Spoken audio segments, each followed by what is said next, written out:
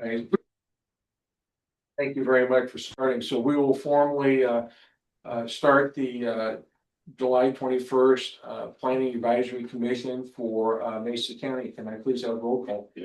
Will Harris. I am here. Jeff Carey is excused. Mike Hill. Here. Bob Wilkerson. Here. Randy Lewis. Here. Sort of. Isaiah Johnson. Here. And Aaron Stargard. Here. Very good. We have 6 out of 7, therefore we do have a quorum. First item on the agenda is approval of the minutes from June 2016. Has everyone had an opportunity to review the minutes? Yeah. I propose one change, and that is under paragraph 2A, approval of the minutes. The vote is 7-0. It should read 6-0 and then basically 1 abstain because the chair does not vote. The chair only votes in the case of a tie per our bylaws. Bob, you're looking like you have a question on your face. Am I missing something? Well, if you say abstain, yeah, but if you don't vote, you just didn't vote. Then it should read 6-0. Yeah. Even though there's 7 of us, it was 7 in the room. In this case, it was Jeff is that. You want to be a stickler and go right ahead? Well, no, if you guys are okay with 7, I'm okay. Anybody have a problem? Nope. No. All in favor, motion to approve the minutes as written. Aye. Aye.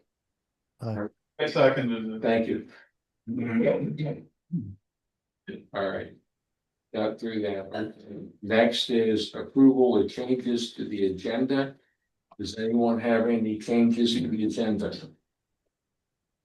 I would like to add one item. I would like to add under other business, the discussion of the schedule for the comprehensive plan. So after we have an opportunity to get staff updates as we move forward, I'd like the PAC to have an opportunity to discuss the schedule. No technical elements, not content of the comp plan, simply the schedule.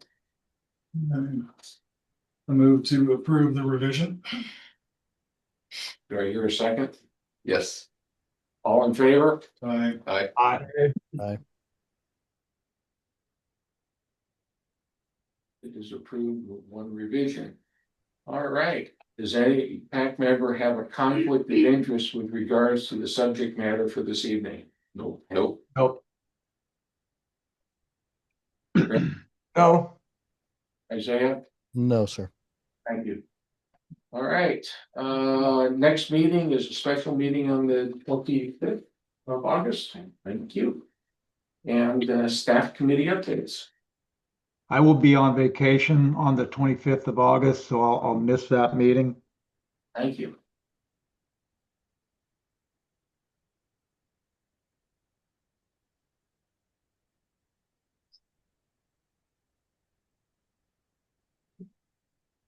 Okay.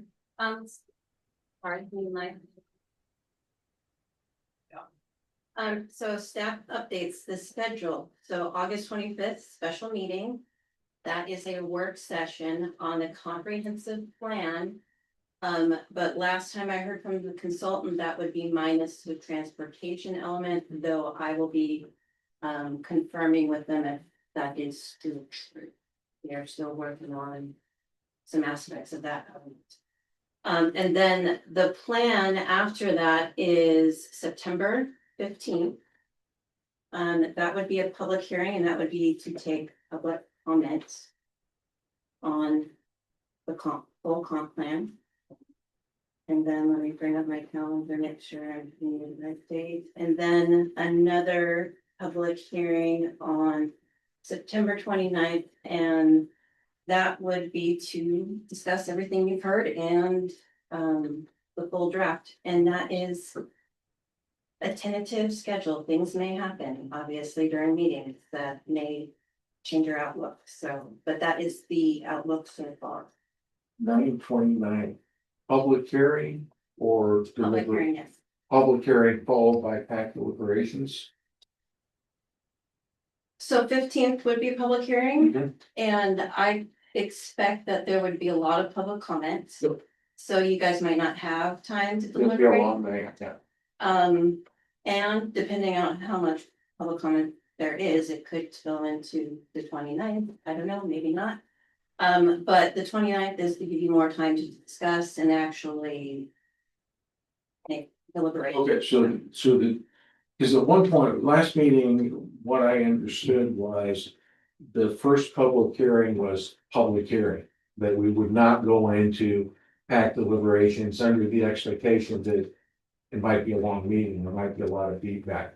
What I'm hearing is that the 15th may have some discussion at the end, deliberations, whatever within the PAC. It just depends. The 15th and the 29th are the same public hearing, but we would expect, but it kind of depends on how many people show up and how much time, that you would close public testimony on the 15th, then on the 29th, you're still under that same public hearing. Testimony has been closed. Now you've had time to deliberate. Okay. You can make your recommendation. However, depending on what actually happens, you may want, maybe you end early, maybe there's, all the testimony has been given throughout these meetings, you get things in writing, there's not that much. And you guys feel like, hey, we've got time to deliberate tonight and get it done, and you don't need a meeting on the 29th. Or there's so much public testimony, you don't want to be here till midnight, and you're gonna say, we're gonna end testimony at such and such a time, and then we'll continue Pick it up testimony later. at, yes. Okay. So we're just playing it by ear, but we're setting up 2 meetings for 1 public hearing. And at some point during that public hearing, over the 2 different days, you'll close public testimony. Once everyone's had an opportunity to talk. So the idea and the way it would be advertised is that public testimony would, and we just did this for a board meeting where we advertised it that the public testimony would close on the first hearing, and the second hearing, there's no more public testimony, but they're deliberating and making a decision at the second meeting. So that's how we would that's how we would advertise it. That way, anyone who shows up to the 29th would know that testimony is gonna close on the 15th, unless you guys make the decision to extend it. Does that make sense? That makes sense, Okay. okay. Okay, That's our intent. that's it. Other staff updates. Any questions from the PAC on staff updates? Nope.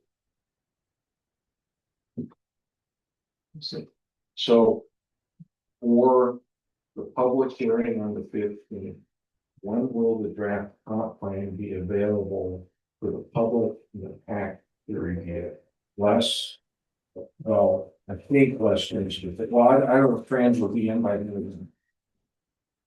So the copy that you get for the August 25th meeting should be pretty much complete, except for the transportation element. And then, Which means that's the public has it as well. Right, right. and I'm hoping to get it to that copy to you by the end of the first week of. Yeah. The end of the first week, so that would Yeah. be, By the 8th at latest. that would give us 1 week to read it before we walk into it. Actually, more than that, 2 weeks. 17 days.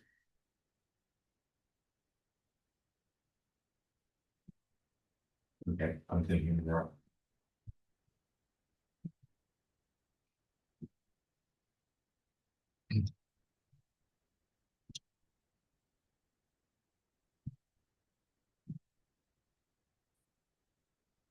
Okay, the 5th, that would give us.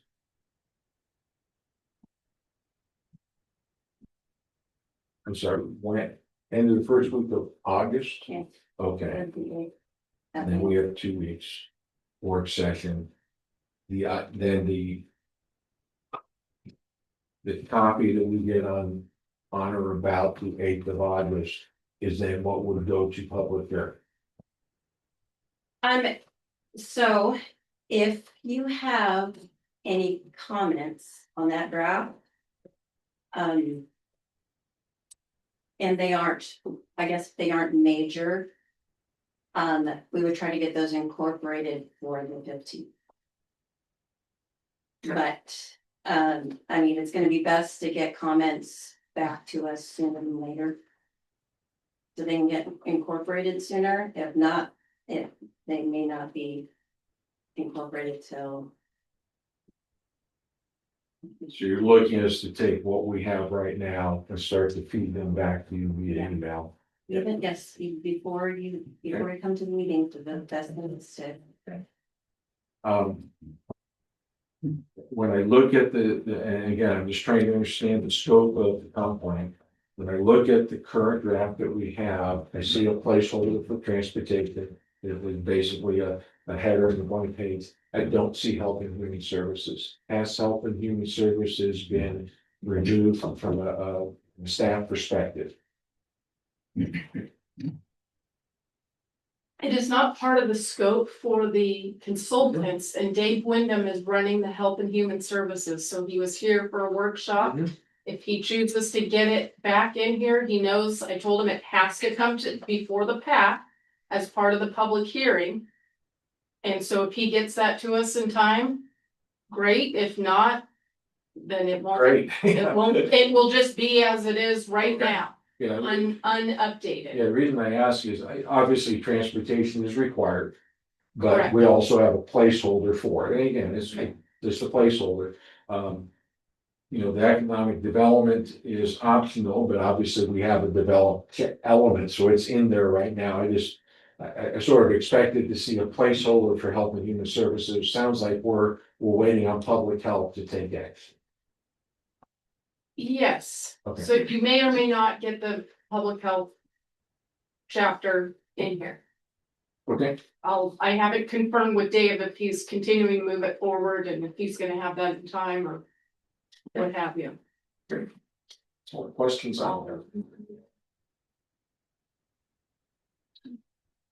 So we have the staff updates. Other business. Mr. Shooty, you're up. So we have Kevin Shooty from our Economic Development Commission, Executive Director. And I'll let you introduce why you're here. Yeah, good evening. Thanks for the opportunity. Mariah has agreed to help usher us through the slideshow here, so let's get that taken care of. Go ahead and go to the next slide, and then Brian. So a little bit of a background on the Economic Development Council for folks that might not know. So we were founded all the way back in 1983. So we're in year 42 of our operation here in Mason County, and we are a 501c6 nonprofit.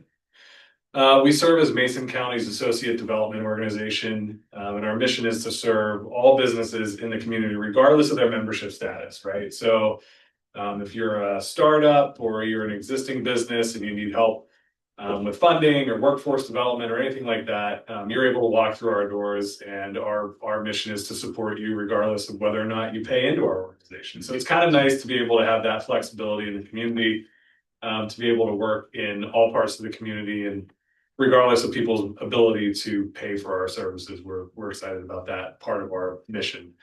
I like to say that we operate at the intersection of the public and private sector, and so we bring together our private sector employers in the community, some big ones that you might be familiar with, like Taylor Shellfish and Sierra Pacific. But we also have a lot of public sector participation, including organizations like Mason County, PUD3, PUD1, the city of Shelton. And we're fortunate to have Commissioner Tarswell on our board of directors. He's our vice chair for this year. So, we want to make sure that when we're doing the work in our community, that there is alignment between what the private sector needs to be successful and what the public sector should be doing in order to support that work. And so our four main areas where we tend to work most are with our business retention and expansion efforts, workforce development, affordable housing, and then supporting the development of modern infrastructure, which is timely because you're all going to be talking about your capital facilities plan later on this evening. And that is something that we are always focused on. And in fact, going back to the legislative session earlier this year, we had 4 priority infrastructure projects that we wanted to see get funded during session here in our county. Proud to say we went 4 for 4, and we're able to help bring a few $1 million into those projects into our community. And they're critical for everything from, supporting the development of housing across the spectrum of affordability to helping businesses expand and relocate and things like that. So all of that is to say, you might have a question, is how is it that we came to lead part of the public participation effort as it relates to the comprehensive plan development here in Mason County? We'll get into that on the next slide. So we initially, our project was awarded to the United Way of Mason County. And last year, as they were getting ready to take that work on, they had some issues with staffing and funding, and so they actually ended up dissolving. And so rather than having that opportunity lost for Mason County, the EDC stepped in, and we were able to work with Commerce to take that work on and do it mostly in the way that United Way had proposed to do it, but with a little, just a little bit more of a bent towards the typical things that an EDC does. And we hope to be, helpful in your process of developing the comp plan. And so one of the things that we are always advocating for is a fair regulatory environment. And so the comp plan has a lot to do with, just sort of the planning policies and initiatives that our county is pursuing. And so we felt like we would be a good fit for it.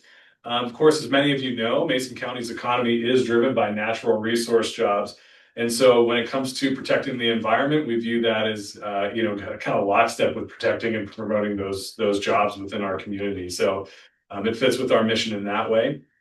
And as I mentioned in the previous slide, we do bring together both the private and public sector. And so we wanted to be able to capture input from employees and employers in industries that would be at risk from either the effects of climate change or policies related to climate change that the county might be considering. And so we also wanted to engage with individuals in the community who typically don't participate in public planning processes. And, that's a lot of people. I know you've had a lot of participation, a lot of great participation throughout this process from folks in the community, but the reality is there are a lot of people who are on the sidelines, whether they're disinterested or just really don't know how to engage in these types of things. So we were, interested in trying to capture some of their thoughts as well, and bring them into the planning process. And we're strong believers that we can't do it all on our own, and so we utilized our established partnerships to help support this effort. Great organizations like the Shelton Y, Youth Connection, Taylor Shellfish, Sierra Pacific, and then we had some educational partners at North Mason and Shelton School District as well. So tried to really kind of lean in and leverage those partnerships that we've been working on, throughout our regular course of business as well. Go to the next slide, please. It's just a picture. I gotta throw a couple pictures in there too, just spice it up a little bit for everybody. That's Car and Leaf there on the left, and on the right there's Tiana Dunbar. And this was part of our outreach effort up at the YMCA, and see we had one brave student there taking the time to fill out the survey, and just really appreciate our team's efforts on this. So what did we learn? So we had just about 350 survey responses. We conducted the survey in both English and Spanish. And we had a few takeaways that I want to share with you this evening. More than 40% of the respondents were at least somewhat or very concerned about the impacts of climate change in Mason County. And probably not surprising, their top 3 concerns as it relates to climate change are wildfires. Of course, we know we're in the thick of wildfire season here right now, and we see those plumes of smoke over on the Olympics. And so we know that that's top of mind for folks. But also those public health impacts, people's personal health and how climate might affect that, as well as changes in the local ecosystem. Remember, I mentioned, that we have a natural resources based economy still. And so a lot of the ecosystem changes can impact those operations. And so that's also on people's minds. When it came to preferred actions to address climate change, there was a lot of support for protecting forests and wetlands, reducing waste. So people who were, maybe interested in engaging a little bit more in recycling efforts and that type of thing. And then also preparing for the impacts of flood protection through flood protection and wildfire prevention. And so those are things, in the wintertime, in particular when we get our rainy season and we have king tides and things like that, people who live along the coastline, definitely, suffer the effects of flooding, as well as folks in the Skokomish Valley. And so top of mind for people there. And then on the flip side, when it's the warm and dry season, it's wildfire. So those were our three there. Go to the next slide, please. So we also wanted to learn if our participants thought Mason County was doing enough to address climate change. Only 10% of our respondents said yes. However, most said lack of public awareness was the biggest barrier to stronger action. And so, we have this sort of disconnect there between, what people think the action should be and people just lacking awareness of what's actually going on. And then the second part of that, the second most common response was that funding was the biggest challenge to addressing climate change here in Mason County. Just a little bit over a third think that our elected officials should make it a priority. And here's kind of the key, and this is, I think, as you sort of start to look at policy development and what currently exists and what might need to be done differently going forward. We actually have a pretty good hazard mitigation plan here in the county. It's unfortunate that we only have about 12% of people that know about it. A ton of effort goes into developing that. There's a lot of community partners that help develop that and bring their own subject matter expertise into the development of that program. And so being able to find ways to promote that more, regardless of what decisions are made on the climate element of the comp plan, to be able to really promote the hazard mitigation plan, to get that out more accessibly into the community.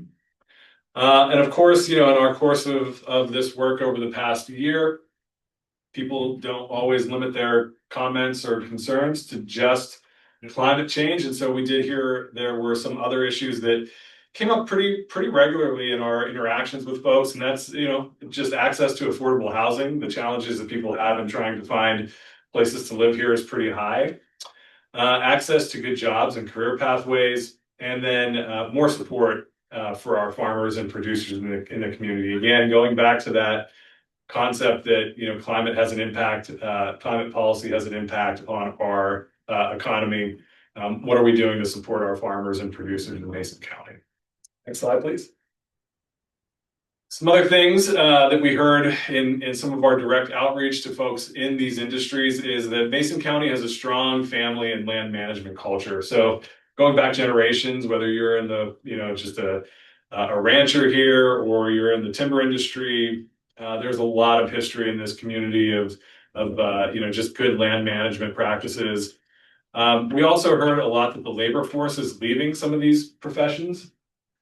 And there's a reliance here on first generation immigrant labor, which is also currently at risk, in the current market. And so being able to kind of cultivate those career pathways into the agriculture economy is important.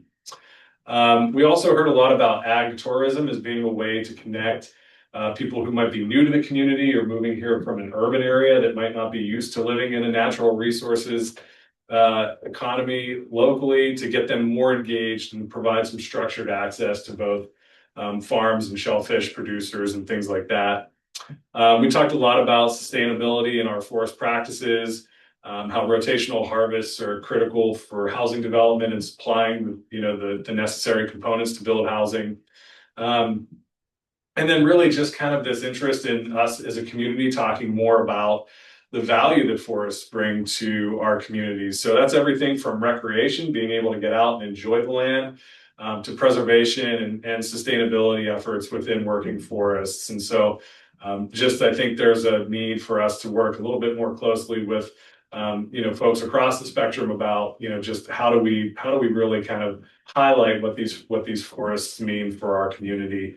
And then to also support education around forestry careers and trades. These are those living wage jobs that are really critical.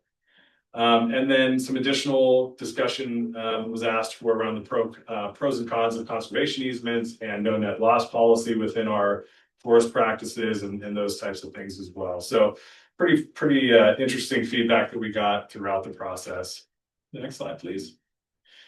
So, you know, just because the grant funding ran out for us, that program has ended with Commerce, doesn't mean that the work or the need stops. And so, you know, we've identified some, you know, near and midterm steps for us to take in order to continue this effort. Some of these things we've already done. So we hosted a youth employment roundtable.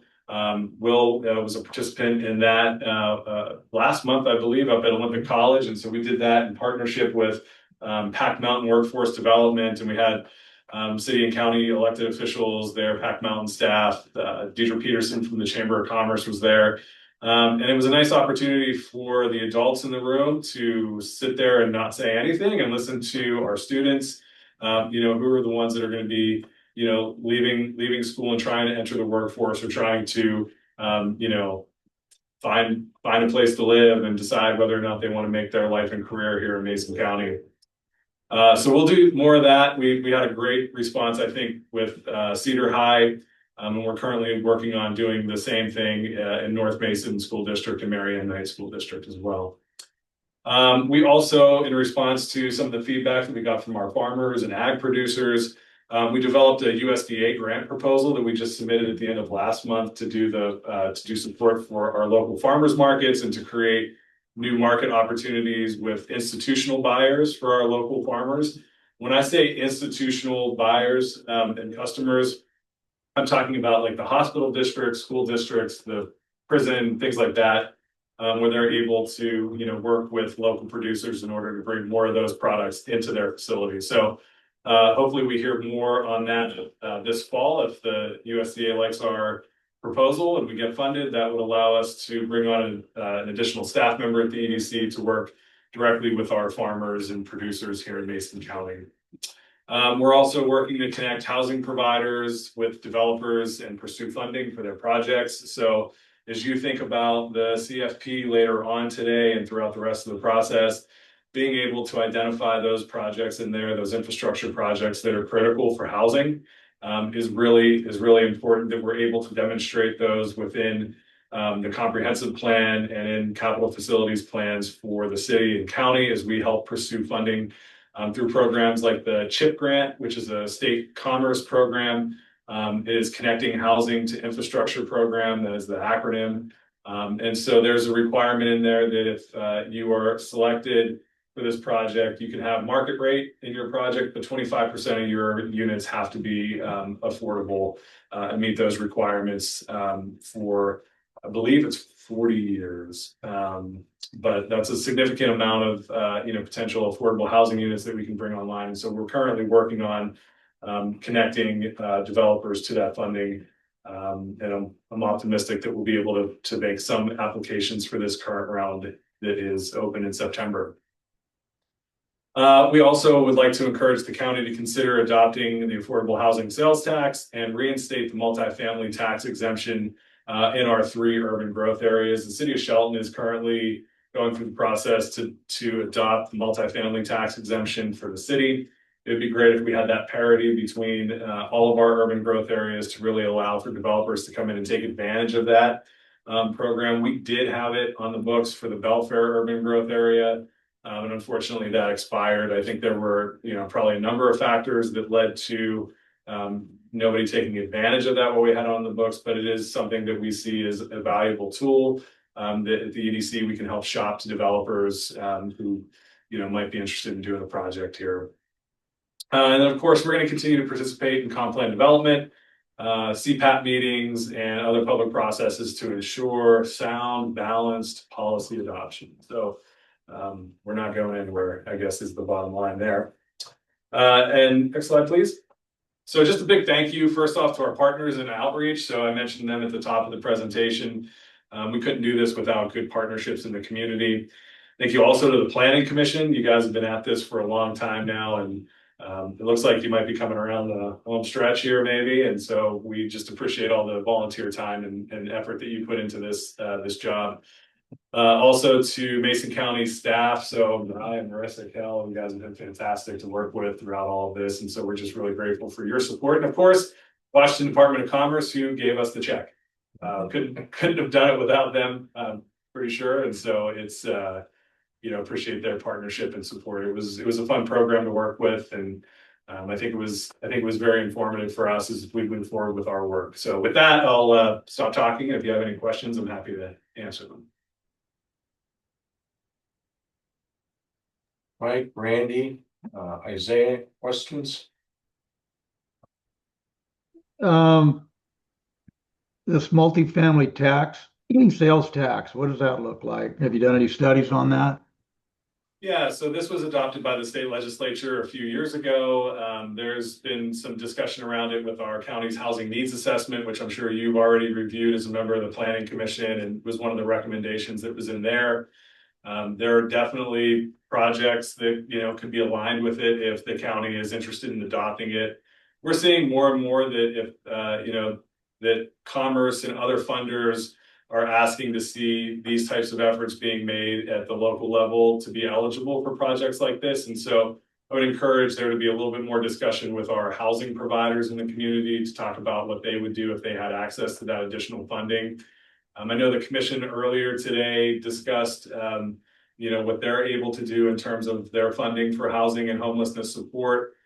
That number is dwindling from the state through recording fees and all that kind of stuff. And so I just think it's worth the county revisiting and seeing, what the potential is there, what the potential is to partner with the city on projects. I know there's a lot of talk about, it's the homelessness issues are the city's problems, and that's really not the case. It affects the whole county. And so, really what is the whole of county approach to solving the issue? And I think it's one of the tools that should be evaluated. If I may, the multifamily tax exemption, does that exclude builders of multifamily units? Does that exclude them from certain taxes if they meet certain requirements? Yeah, so it's a property tax exemption for 10 years. I can't remember the number of years, but it does give a property tax exemption for a period of years in exchange for having a certain number of units marked as affordable, so less than market rate.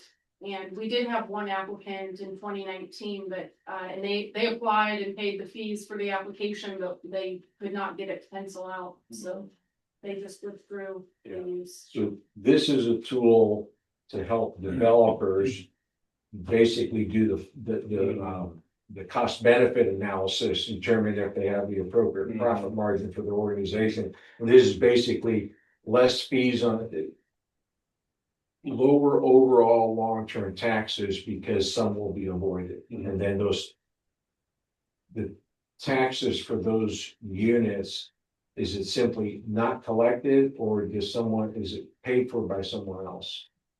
So I think it's the assessment is different. I think it happens on that end of it. So there's not like you pay it and it's rebated to you. I don't believe that's the mechanism. I think it's just a reduction in what you owe. And the affordable housing tax it's a sales tax. It's 0.1%. Yeah. So under the current situation for the CHIP grant is a great example. Based on some of the other revenue options that the county has enacted, like the treatment sales tax that has an affordable housing component to it, we're eligible. However, I think it's just important to note that these are the types of things that funders are looking at. And that might not always be the case, as the state deals with their own revenue issues, and wanting to put more and more back on the local jurisdictions. Mike, anything else? Yeah, I was, it may not be related to this discussion, but I was just in relates to these taxes. It looks like somebody's going to have taxes increased and then somebody's going to have taxes decreased. I'm just wondering where we fit in, if we do at all, a development impact fee. Yeah, so great question. So when the county adopted their plan to action EIS for the Belfair UGA, there were mitigation fees associated with that. And I don't know if I know it was definitely for traffic, and there obviously when it comes to utilities, so like the Belfair sewer utility, for example, a developer would have to pay to connect into that system. So nobody gets a free lunch on that. I know that that's also been a popular topic of late, and who pays for what and how that all works out. I would just suggest that folks look at what those connection fees are and how those fees are recovered by the system.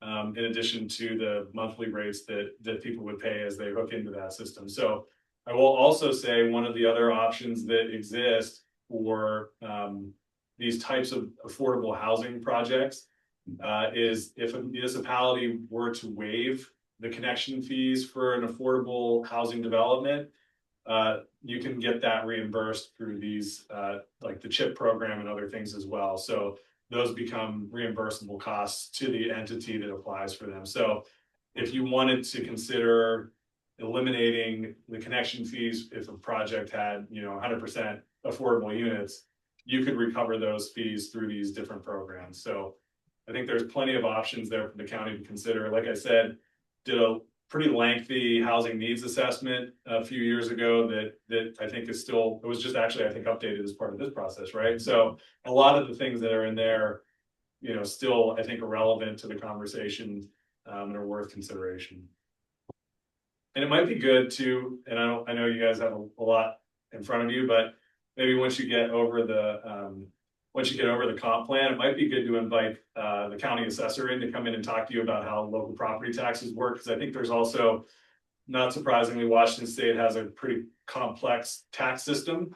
And I think there's a lot of misunderstanding about how the local property taxes are levied and, kind of what it means if we give an offset for one project, and does that make my taxes go up and all that kind of stuff. I think it would be good for you all to have a work session with Patty McLean to learn a lot about how taxes work in our state.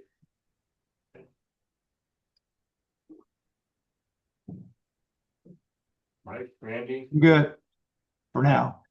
On slide 5, we talked about, top 3 preferred actions to address. Number 1 was protect forest and wetlands. 2/3 said we need to do that. Was there any discussion or any feedback as to what they mean by that? We've discussed this in here, and I'll just say we had two groups represented by experts that both presented best science, and let's just say there were 2 best sciences. So I'd be interested in what the public has to say and what does it mean when we say protect. Yeah. So if you go to the 6th slide, you'll see there that most people don't really know what that means. You know what I mean? And I don't mean that to be disparaging to them. No, they don't. don't. 6 comes after 5. It's all, there's a lot of, I think, we're able to identify a problem and, they view it as there's people that we pay to solve the problem. And that's where those decisions ultimately get made in discussions like this and at the commission level about, what are those, what are the interventions that are the most, likely to address the issue. And so it could be, certainly it could be, having conversations about, rotational harvests with our forests. It could be, more conversation around conservation easements and what that means, and, just working with, you have the 2 experts, try to find a 3rd one and see if you get a third, a third opinion, or if it confirms one of the other sides, but, I think it's, there's definitely, some options that are available, and, if there's a preference. I was wondering if the public, and it sounds like the survey doesn't go to that detail. Yeah. And I really like you said on slide 6, 1 out of 10, are we doing enough to address climate change? 1 out of 10 said yes, but then we turned right around and the hazard mitigation plan embeds elements of, maybe not comprehensive enough, climate change. In particular, it talks to how do we respond to things, and some of the tough ones like wildfire, how do you prevent it? Well, there's a lot we can do, but there is a lot of acreage out there, and it is work. It's physical manual work, and there's price tag that goes with that. So you got where you want it. Yeah. I'm not saying no, don't do it. I'm just saying there's a risk investment. Well, Kevin has said that, there's a big job of educating everybody. Yeah, no, that's what I walked away in the whole deck. That's number 1. and affordable housing and access to jobs. I'm turning to my Cedar stewards right there. That's like 1 and 2 on your list, and I'm not sure in which order. Because they're both very critical to you as you look at graduating high school, near term, next, 6, 12 months, whatever it is. And, and the key on affordable housing, from my perspective, the only option that's been provided to us is publicly funded. I have asked repeatedly, what can we do to lower the cost? And this, no one's had a good answer to that question. And that's. Well, and I think to that point, I mean, there's, we use words oftentimes interchangeably, but it's really a discussion between affordable and subsidized. Yeah. And I think the affordability, I mean, it's supply and demand, right? And so our supply is not meeting current demand, hasn't been for a long time. And so we're making that goal less and less attainable for people by not building more and more. And that walks into the next one of jobs and career pathways, and I am really happy with the efforts between the city, the county, and the EDC that we have seen within comp plan space. And that's all I'm going to talk about. But we've talked privately, Kevin, and the work you guys are doing is fantastic. And I think the efforts of the reach out to the high schools to listen first, to talk second is huge. Yeah. So we were working on a 20-year plan, and in 20 years, I don't know what I'm going to be doing. One of you will be standing there. And so there's this notion that we don't inherit all of this from our ancestors. We borrow it, from future generations. And so having that as our mentality going into these processes is really key. And you all have been really fun to watch, and just makes me so happy to see that you're still here. It's July, school's out, you're here, the work doesn't stop. And so you guys deserve a ton of credit for being engaged. So thank you for that. PAC members, anything else? Right, Thank you. Good luck. Thank you, Kevin. Yes. 2.5 minutes left. Oh, man. Okay, Wow. perfect.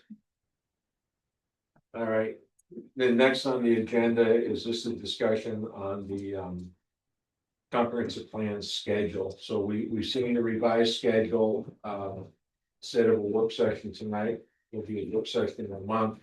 We're walking to a couple of public hearings. My apologies to the PAC. There's one question I did not ask, and that is, do we still have a hard deadline of September 30th? We've repeated that a number of times. I just want to understand how much space do we have on that vaccine? I would need to ask the commissioners. I'll work now. We have a new administrator, so I will talk to them on what that looks like. That the administrator has been announced? Oh, I don't know. Okay, I actually Yeah, have no idea. I don't know. Yeah. Exactly. Yeah, no, I was just, So I'm they aware call him the new guy, right? I'm aware we do, but Actually, you're correct. I'm making assumptions. I don't know if the name's been announced, so we'll just leave it at that then, and I'll say congratulations. And leave it very open. All right, so with that, PAC, I guess the reason I want to put this on is, and just sort of look for a show of hands, how many have had a chance to look at the current draft comp plan along with the climate, which is a separate document? Have you had a chance to sort of, I've not read it. I've paged through it. I've read out parts of it. 15%. Have others had a chance to do the same? Yeah, I've probably read 10% of it. Okay. Randy, Isaiah? 17%. No, sir. Sure. All right. Well, I guess, my comment would be, and I'm glad there's a workshop in August, and that there'll be another deliverable between now and that August meeting. Very frankly, there are still some gaps. the layout, I did not see, and if I missed it, my apologies to staff. I don't see like a layout saying, hey, this is how much land we have in the UTAs with different zoning, and therefore this is what we can build. And if I missed it, that's my fault, not theirs. That would be in the land use chapter. Is it in there? Yeah. Okay, so I missed it. Thank you for correcting me. The utilities have some TBDs in there with regards to, I think capacity is there, but you know, the future demand is not, so we don't know if we have a deficit or a, we don't know if we have a shortfall or more capacity than we need. But there's a number of areas that we don't have, and I'm glad we're getting something. And I'm looking forward to that, because right now I'm struggling with if this meets minimums. You're struggling if it meets what? Minimum requirements. It definitely meets the minimum requirements. It's more than what we've ever had in a comp plan before, and Commerce has never rejected our comp plans, so. Okay, We've been working alongside Commerce, and we are confident that it meets minimum standards. And remember, along with that draft that it gave you, that was submitted to Commerce, there was a progress report showing what they were still working on. Yep. So they're very aware that there's some gaps in there.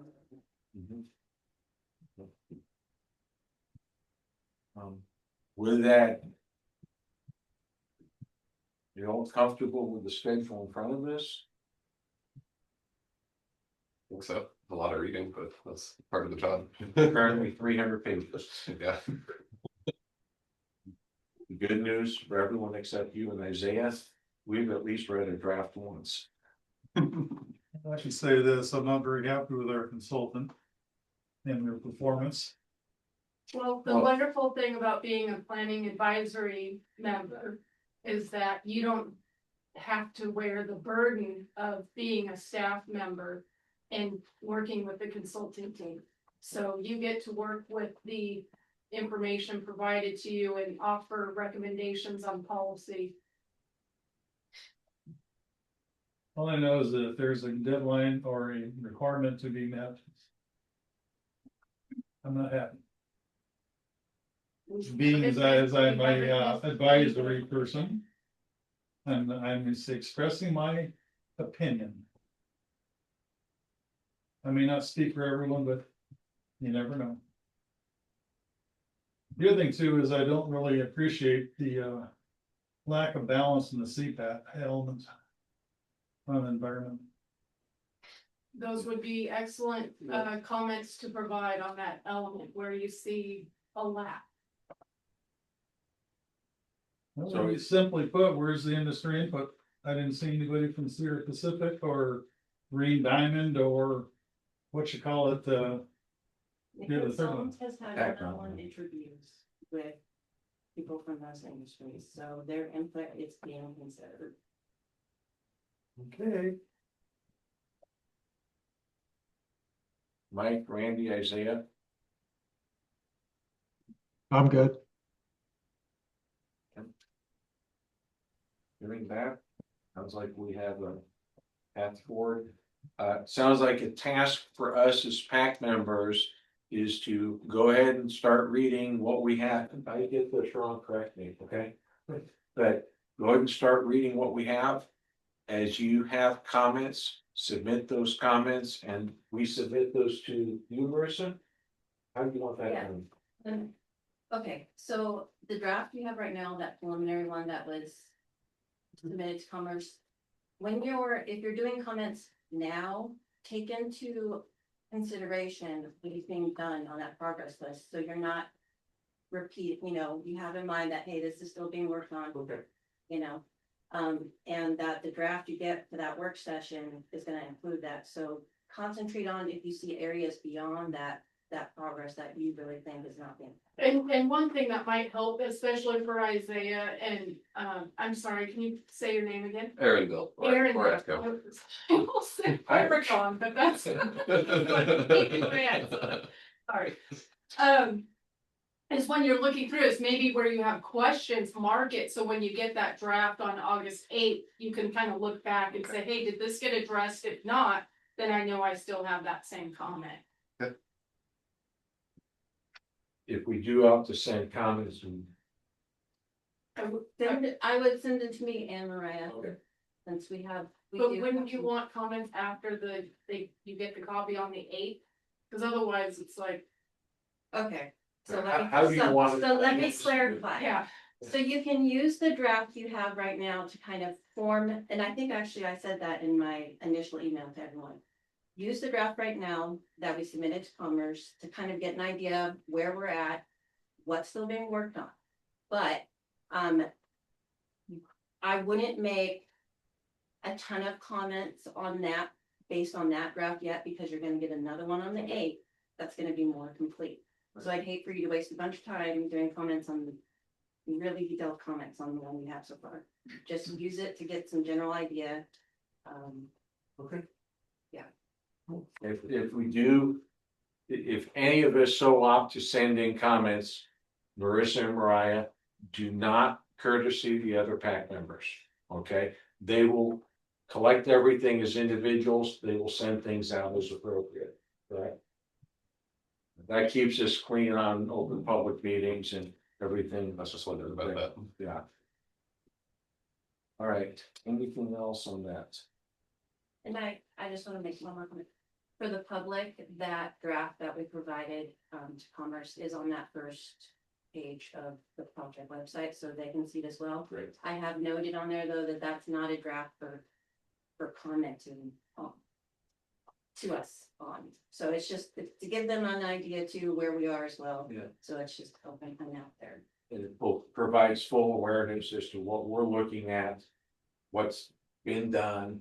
And they'll see something on the 8th, just like the rest of us, and that'll walk into the public hearing space. Okay. Nothing else, we're moving on. Public comment, so this is time for public comment on items not on the agenda.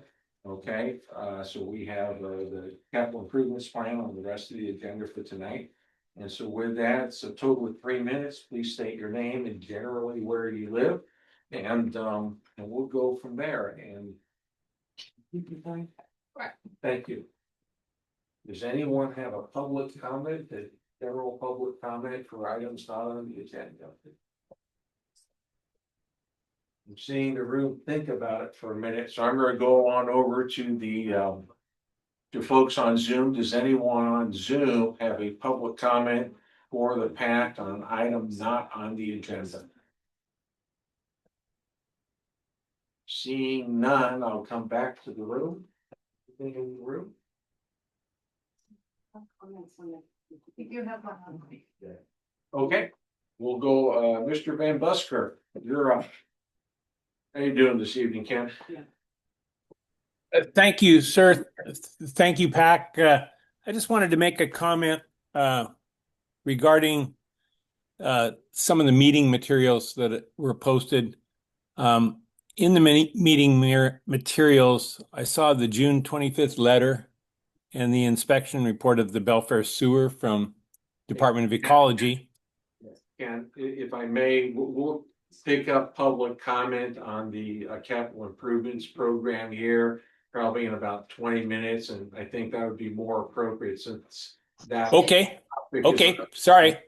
Oh, yeah, no, not a problem at all. Just Okay. trying to keep order. All right, thank you, Ken. All right.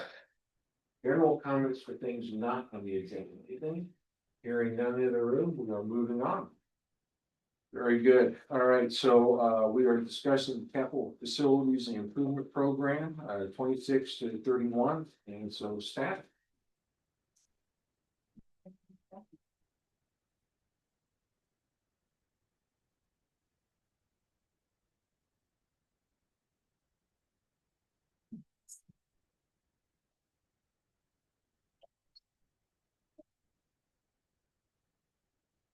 Okay. So tonight's public hearing is on the Mason County Capital Improvement Program, and this is for the 2026 through 2031 financing period. So I want to clarify, because there seems to be some confusion about the document.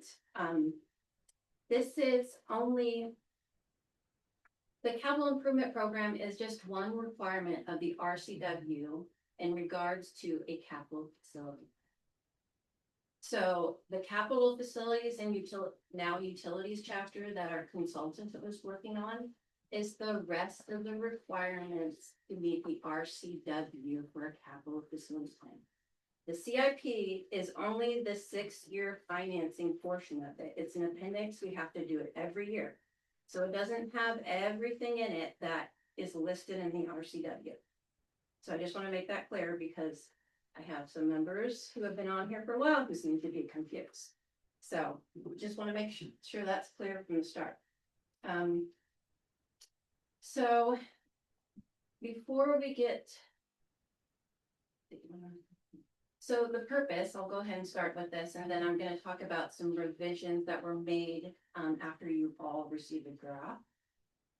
So the purpose for the CIP, it helps to support the 20-year vision for capital facilities.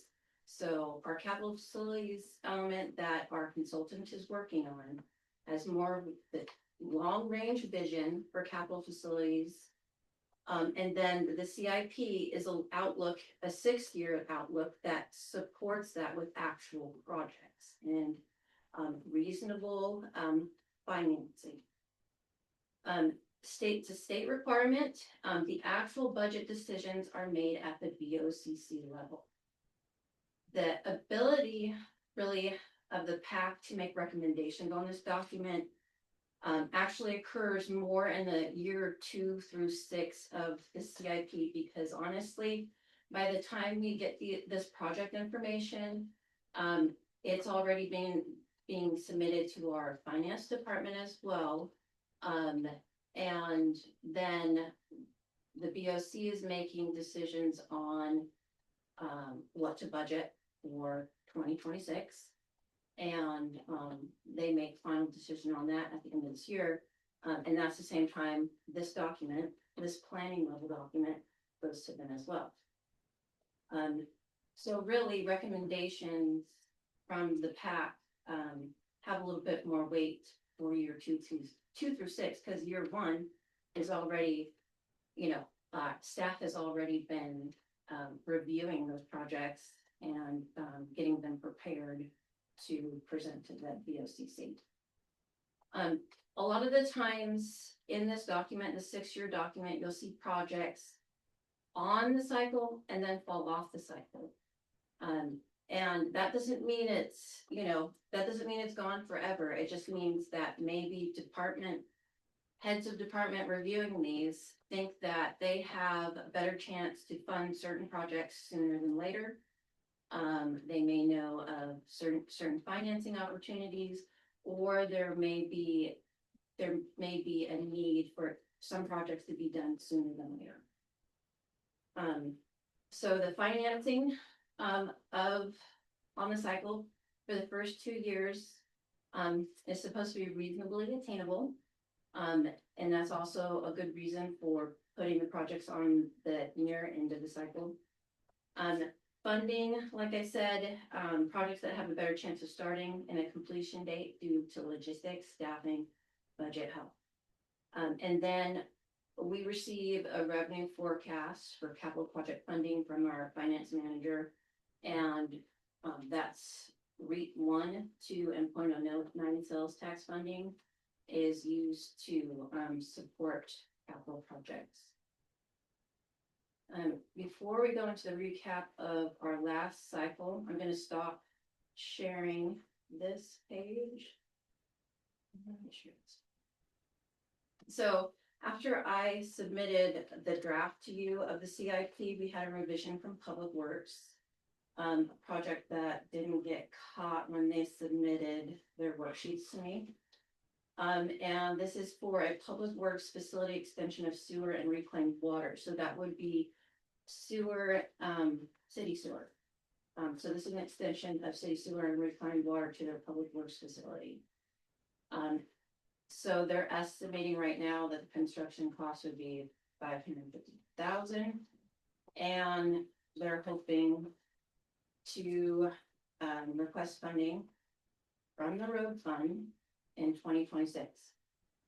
I will note that the funding totals, so the project costs of course go up 550,000.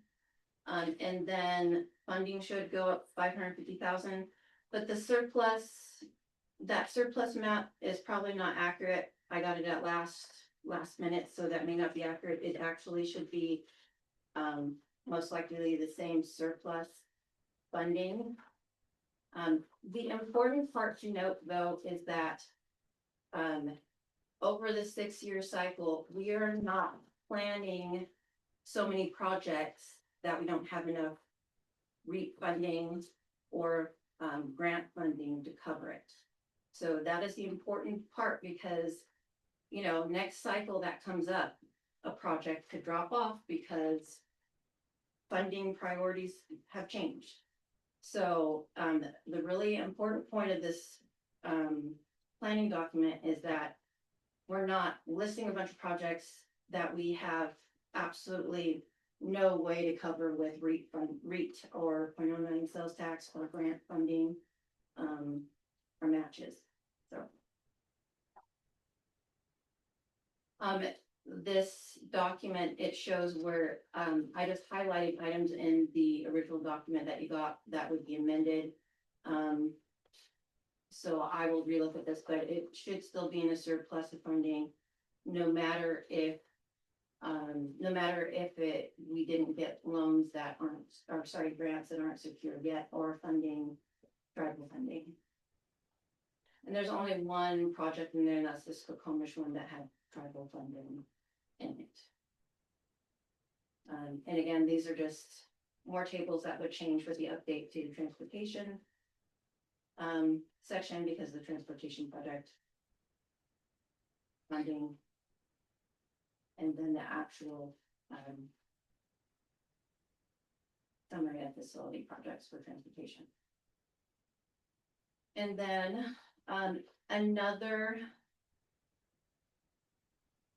amendment that I wanted to point out that I caught afterward. It doesn't make a big change in the document, it's just a change in a table. Right. So stormwater management have that implement. So this total project cost is correct, but I obviously didn't put the correct total underneath the years, but this total project cost is correct, and it did get transferred correctly up to the combined project total at the top. But so that those figures just need to be pulled down correctly. And then I'm going to talk about Jeff Carey's, Jeff Carey and other PAC members submitted some input on the draft, and I'm going to talk about it in a minute.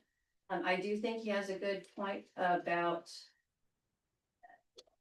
the title to these sections, these system sections at the top. This is inventory and future needs. It's really not inventory and future needs. It's really a summary of the project for this cycle. And I'm suggesting changing the title to this because inventory and future needs is in our capital facilities element that the consultant is working on. This section should be updated to be a summary of that systems projects for that cycle. So that's an error on my part. It's wrong. Didn't get transferred over correctly. So it should be a summary. And I do believe, yeah, that is confusing. I will give Jeff that one. So yeah. But so those are some changes I am suggesting. So changing the titles to the sections to summary of and whatever system projects. So that would be for each system. Correcting the numbers for the stormwater and habitat projects. Total is correct. It just needs, the other numbers need to be pulled down. And then adding the transportation project correctly as shown in that amendment sheet you all received. And that way- so we-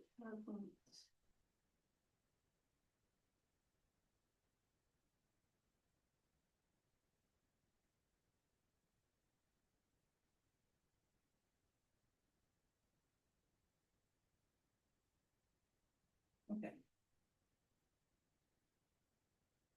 So before I talk about Jeff's letter, I'm just gonna do a little recap of last cycle for our CIP update. We formed a CIP subcommittee, and the product of that subcommittee was a recommendation letter to the BOCC. It had a list of different recommendations.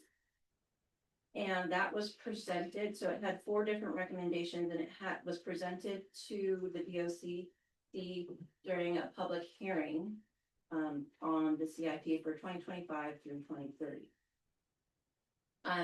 Since that time, and even somewhat during the last cycle, efforts to address the recommendations.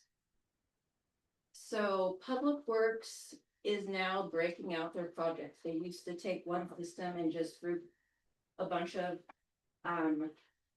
items that they needed to achieve, and therefore grouped all the costs. So it's hard to see what each one of those items are, or whether it's an expansion or it would be an expansion.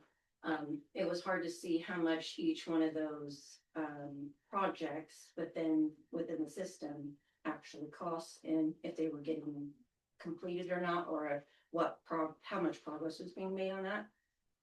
So now in this current draft, we do have a section that talks about costs to date, so what was spent to date. If the project's actually progressed, what point is the project at? Some of the projects I left in there, even though they're not on the 2026 schedule, because they are still in progress right now, and they're gonna be completed sometime this year or at the end of the year. For Public Works, I did leave those in there, so we could see what is actually being completed. In the past CIPs, there's really been no kind of documentation on what has been completed, past project history. So we are making progress there. So they're breaking their larger projects out into separate worksheets and breaking the costs and funding down further. Updates of project status.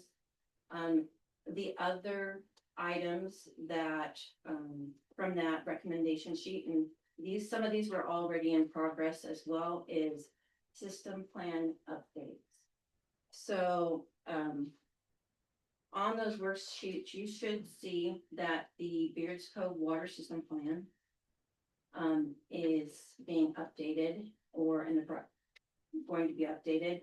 And the North Bay Case Inlet Water Reclamation Facility has been in progress to be updated, and last word I got from Public Works, planned on the end of this year, early 2026 to be completed. So there are system plans in progress, planning to be done, and we do have Richard here too, if we have questions later on those, since he is the person to talk to about that. So there are system plans in the works. So, and obviously there's a lot that goes into starting plans like that, hiring consultants and going through all the steps that are needed for that. But that is one of the recommendations, and that is in progress for a couple of the systems.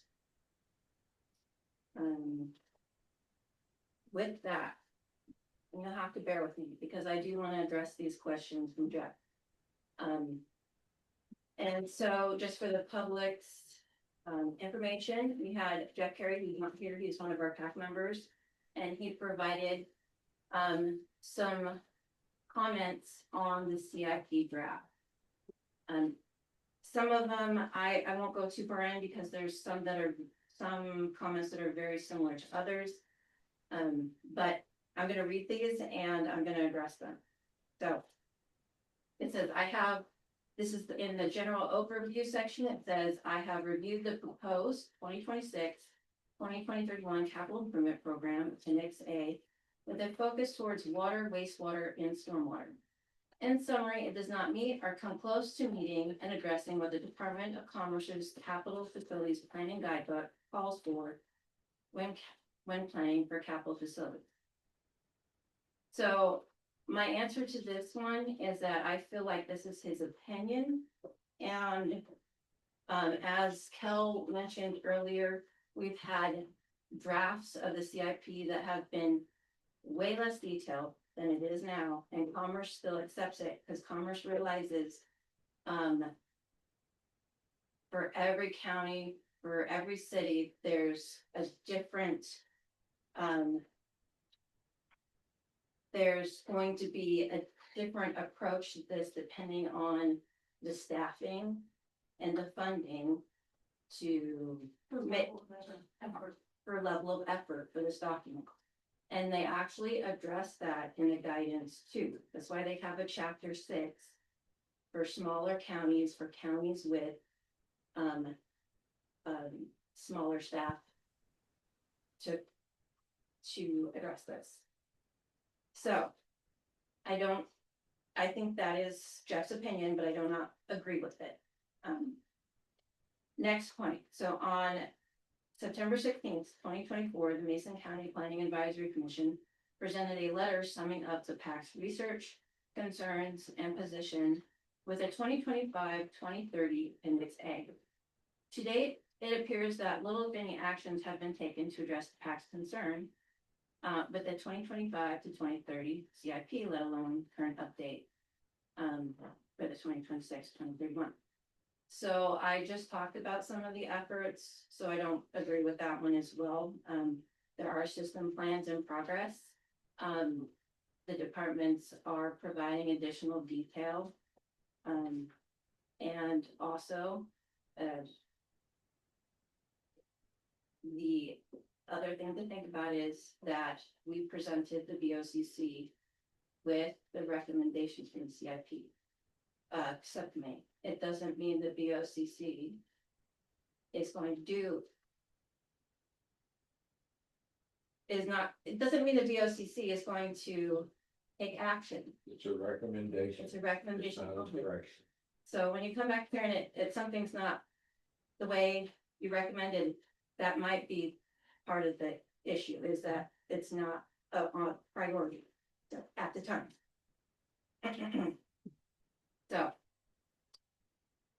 So without this next point, without the planning for capital facilities, and after reviewing the Department of Commerce's capital facilities planning guidebook, we, Mason County, have no way to properly address our current 20-year population projections, along with our land use needs for additional growth in this planning period.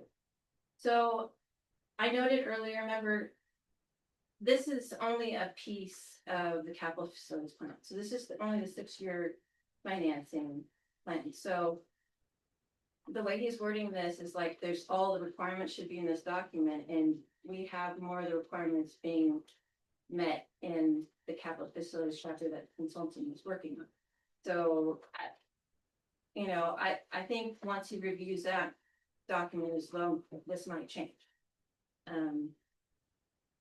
So, and he notes in September 2023, the Department of Commerce had a 42-page PowerPoint presentation with key points on getting our comprehensive plan periodic updates started. I'm not going to read through all this because it just talks about slides and what we're on certain slides, requirements of an element, inventory assessment of current and future needs, executive level summary about the UGAs to address water, wastewater, and stormwater. Stated in another way, the county has land and zoning for planned growth, but no plan or outline of how much infrastructure is needed, let alone how and who is going to pay for it. So again, this doesn't have to do specifically with the CIP though. Part of what he's talking about would be capital facilities plan. So, and then he goes on to say, in summary, without the planning background outlines for Mason County CIP, it seems that we, Mason County, are not meeting the requirements for RCW 3670A.72 A through E, or criteria identified in Department of Commerce's capital facilities planning guide. But again, this is only one part of that criteria. The capital facilities element has the rest.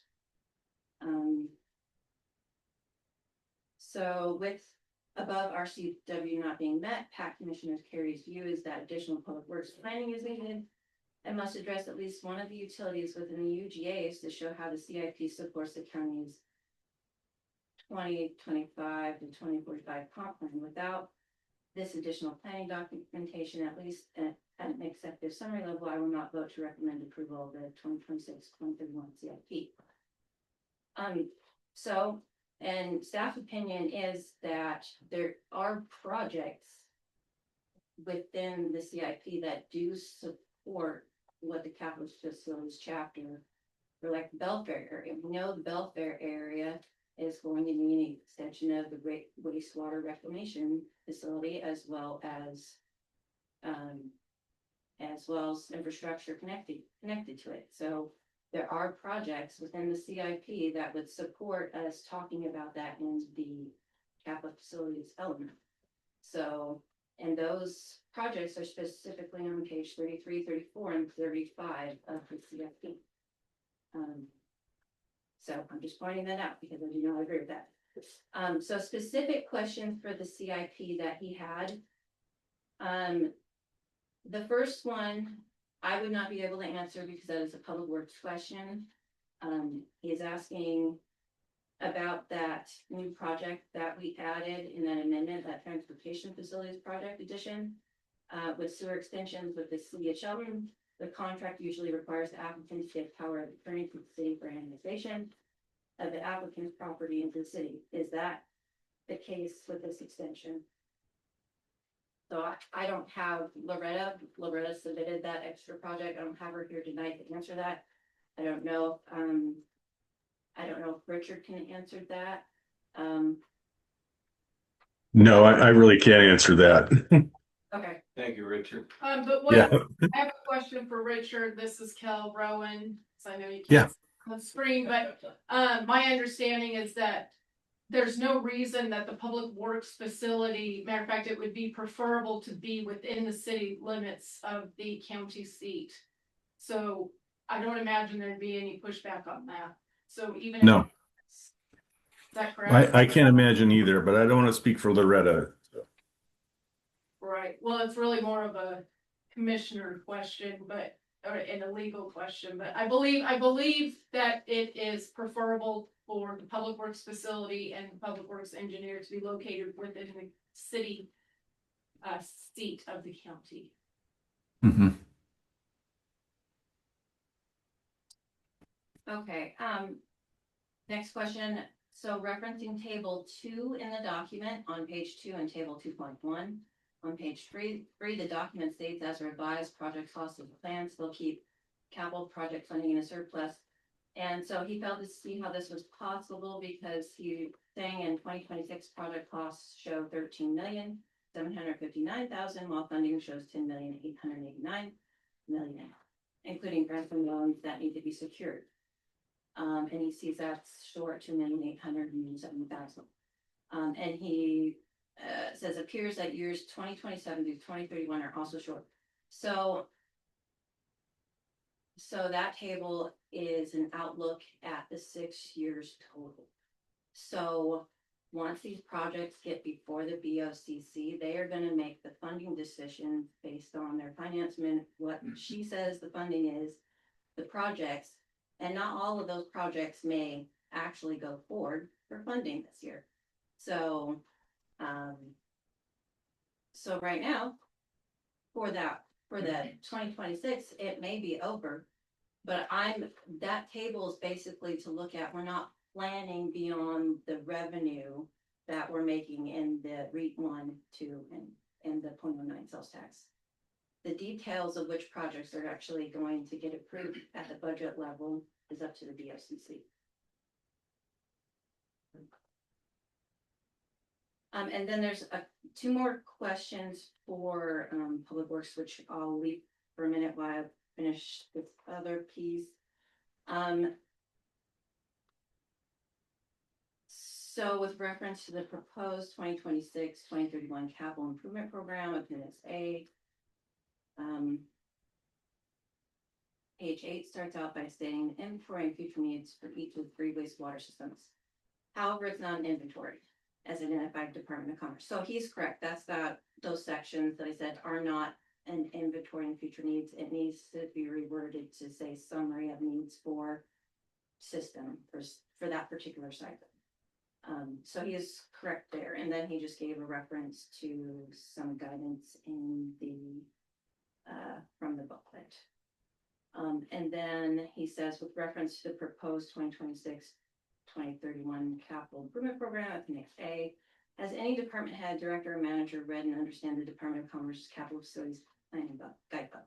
So that question is, I don't know personally. I'm sure a lot of them have heard about it, but unless they're directed by the BOCC, have the staffing, to dedicate a person to give us a document or information to add to our document that meets those guidelines, that's going to come from the BOCC, whether they staff that kind of detail. So, and then there's 2 questions that are specific to Public Works. So this would be for you, Richard. With reference to the June 25th, 2025 DOE letter, where in the CIP is the contingency funding for matters covered in the letter? And the matter in the letter, this is for the Department of Ecology letter. That's correct. Okay. Well, let's see. Let me look at the letter here. As far as the storage pond, first of all, the storage pond, we got a letter from the Department of Ecology from the Water Quality Division, and they don't regulate the pond. The Office of Dam Safety regulates the pond, and so we've been in contact with them ad nauseum.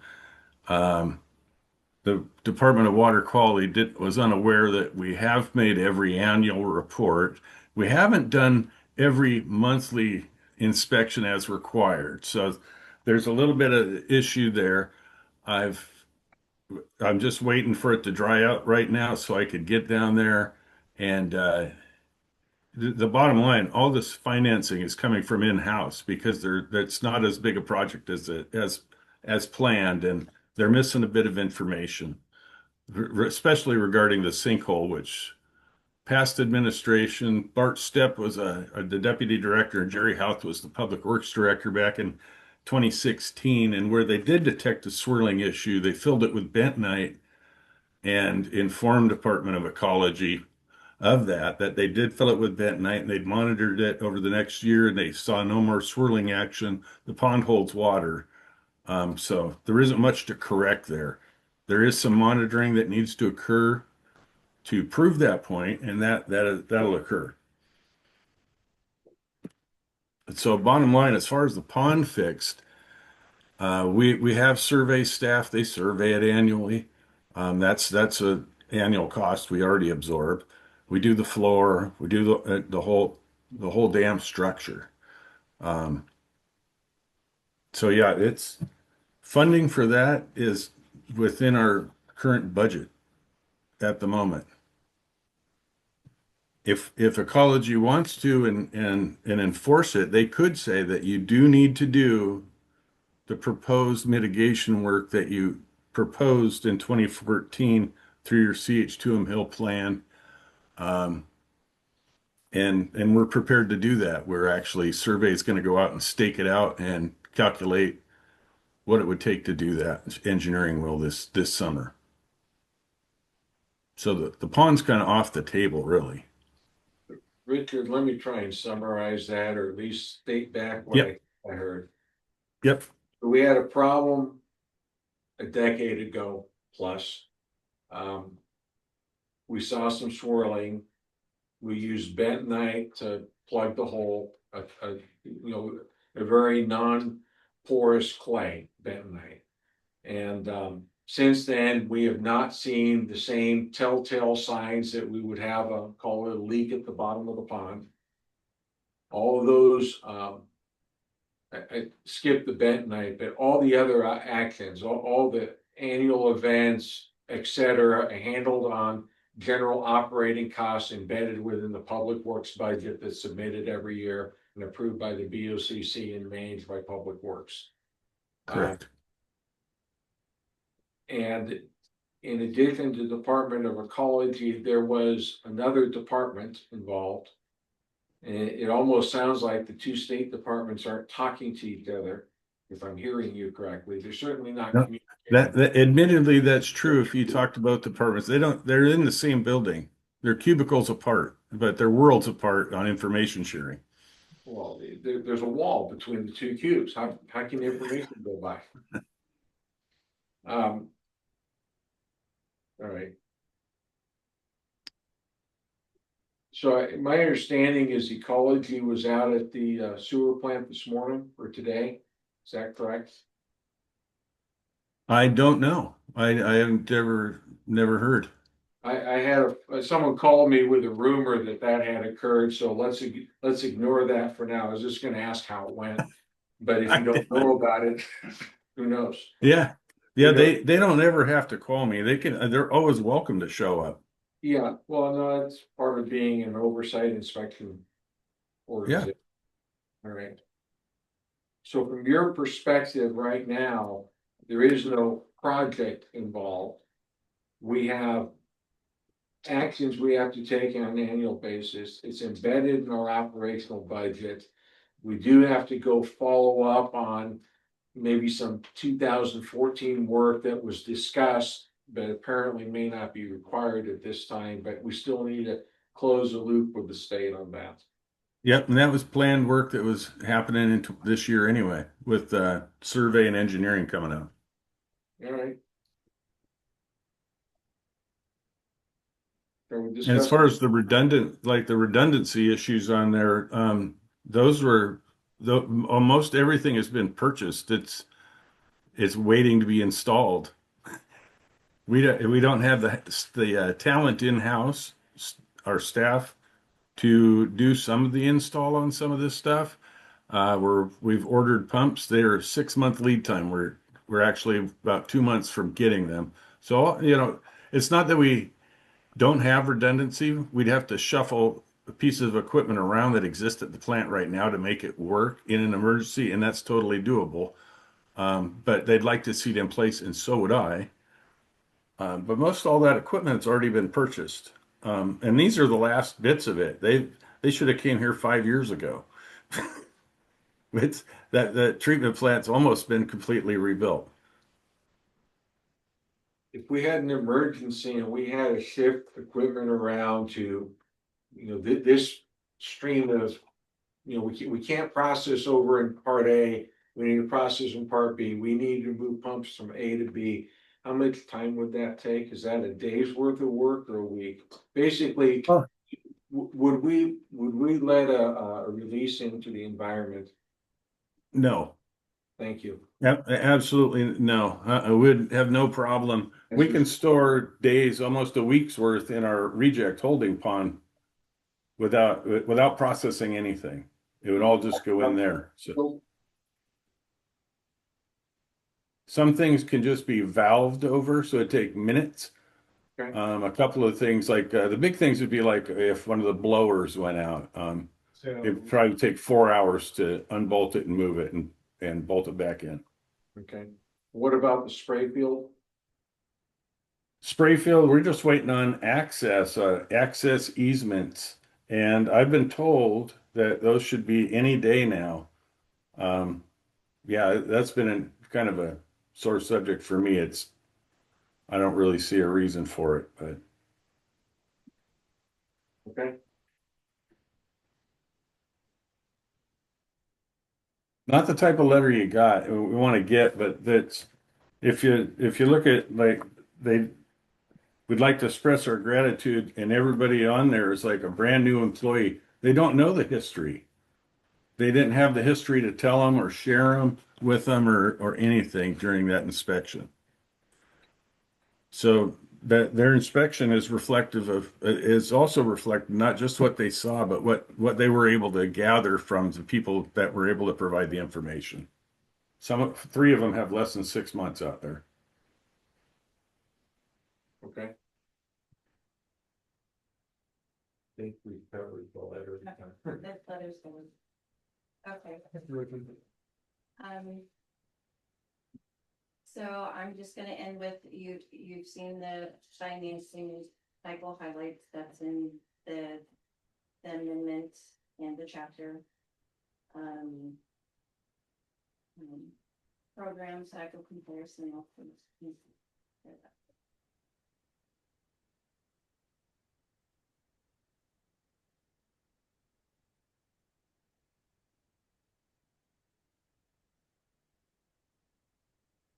So if we compare our last cycle of planning for the you can see in 2024, these were all the project costs, so we're way up here. But then this is our forecasted funding from REIT 2 and 0.09 sales tax. Our other funding, and you can see that we came up short for that amount of planning. So then last year's cycle and this year's cycle, our planning for projects is getting a little bit closer. It is closer. We're in our gap is not in the minus here. So our planning is getting a little bit closer to what our actual funding will support. So in our CIP. The blue column on project costs. What is like 24 to 29? Are those all the projects in 24 to 29? And so when they revise those projects costs, like I said, some drop off.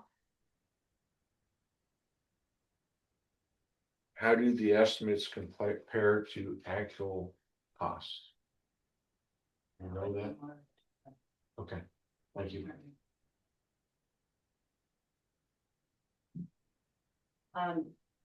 And so we have to submit a SEPA non-project checklist for an amendment like this. We didn't receive any comments on that from any agencies. Comments closed on July 17th. Meeting was published, of course, that's our usual, which NRI takes care of that. And then our comp plan notification list was notified of this as well.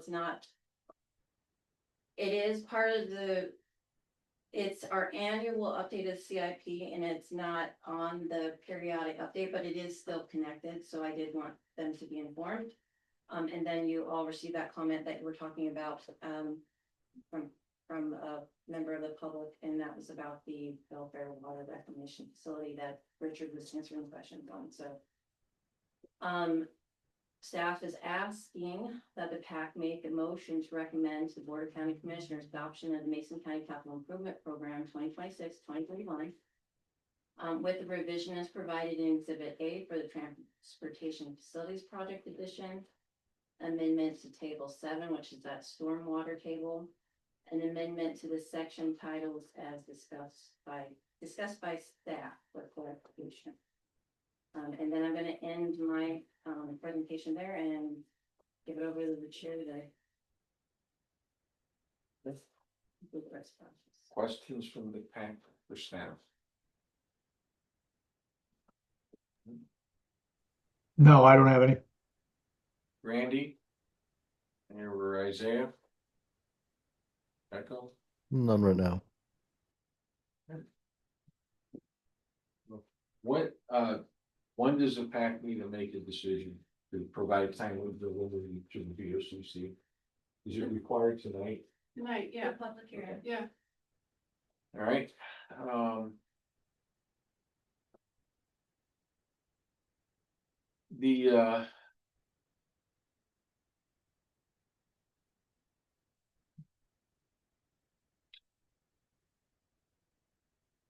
From page 8, we talked about the Belfair connection and the wastewater reclamation facility, if I have the acronym right.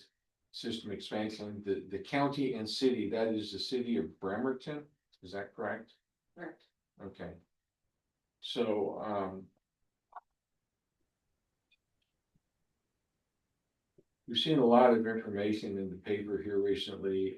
We know the expansion of the Belfair sewer over the county line into Kitsap County is a discussion item amongst our Board of County Commissioners. It's also interesting to note that for the past two SIPs, those projects have been included and been unanimously approved by the BOCC, the SIP has, okay, including those projects. So I'm just struggling with us as a PAC. I just want to make a point. Are you starting to deliberate or did you have a question before? I'm sorry. All right, so it's the city of Bremerton. Thank you. Yeah. All right.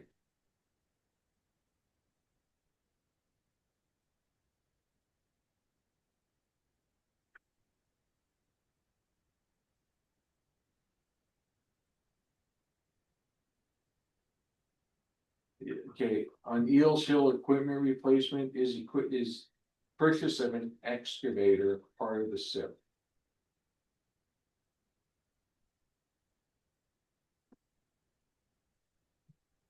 To me, it's not, it's equipment, not infrastructure. Maybe I just maybe say it's different terms or county does. I think on the capital improvement rules, there's a dollar evaluation. It's not just about infrastructure. It's more about like, what is a capital improvement? And I think it has more to do with the amount of dollars the county is spending. Okay. On page 11, it reads, continued population growth in the county will spur the need for additional staff, thus greater space needs. Yet in comprehensive plan space, our previous county administrator stated no additional space would be required, even though the staff would grow. Which is correct?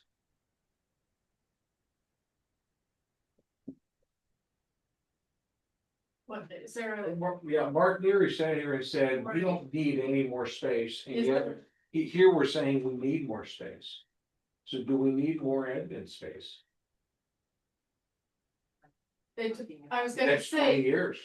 this would be the next 6 years. The CIP. Yeah, and this is saying we need more space in the next 6 years. And are you, do you see any, are there any, and I will admit, I did not work on this project. There's no building of space. I don't see any, I just. So the in the next co- six, that means in the next 6 years, there will be no space needs. So if you want to strike that language in this CIP That's, okay, and that's keep what- it in the element, then we can do that to eliminate confusion. I'll make a general comment. The county admin buildings are very confusing to me because I simply don't know what we're approving in 26. We're approving a dollar value, not scope. That's how I read it, because I don't know what we're doing in a given year. No. And it's just. Yeah, it's mostly a maintenance. We're on maintenance mode and response to leaks. There is some planning for buildings, like I know our building got a re-roof, I think 2 years ago now, and that was on the plan. And so there is some planning of, but it's mostly maintenance. It almost seems to me simply lump sum most of the buildings, courthouse excluded. Because of the size and scope of what they're doing there. But just lump the rest together, put it as a lump sum on an as needed basis, go to the BOCC and say, I need some money out Welcome of to the local government, really limited resources and just really trying to keep up. Yeah, I just. That's the reality of it. That is absolutely the reality. Is this saying that we do not have, an adult jail, where the criminal justice facility, we just spent $650,000 from the state. to do the study. We got that estimate back. I don't see it in the 6-year plan. Am I missing it? They did not provide the project, Okay. so. Is it?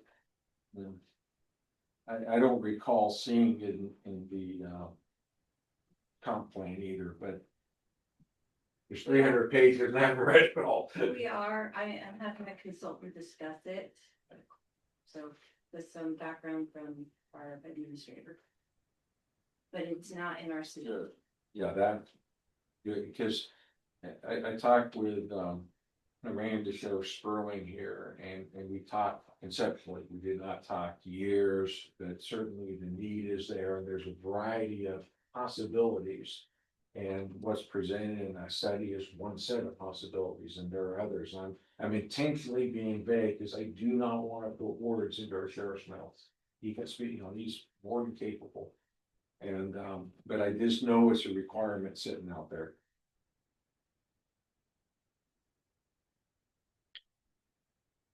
What do we do?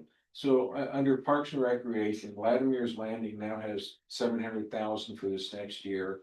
Largely, it's the same scope that was approved last year, and we had solutions last year for the floats and for what we spent money on to address the floats and to address the pavement.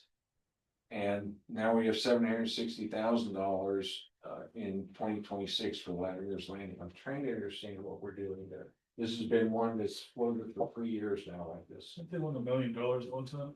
Yeah, that was 2 years ago. So I'm John Taylor. I'm the Parks Recreation Manager. Welcome. I'm Will. Thank you. Bob, Echo, and other people on. I would like to be able to stand here and say I can validate those figures, but in my experience, the worksheet goes into the spreadsheet. There are no worksheets. So we're going back and creating project worksheets so we can do that. I'm estimating that what they put in there is correct. We did do some corrections last year. We're having to make more because the float's now tilted again. So that is a replacement, the whole piece. And since the funding wasn't available, we did as much stopgaps as we could to keep Latimer's Landing open.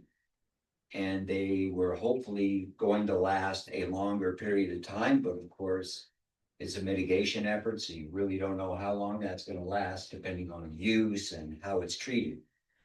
We now have an issue. So from what I understand, and I'm working on the spreadsheets that are on the project sheets now, so we can go back and get an accurate figure, because I can't tell you if the figures on here have the added increase for costs every year. I'm not sure of that. So I'm hoping to have those done in the next couple weeks. And then I'll be able to share them with our leadership, and hopefully that will come to you as well. And then we can sit down and kick through those.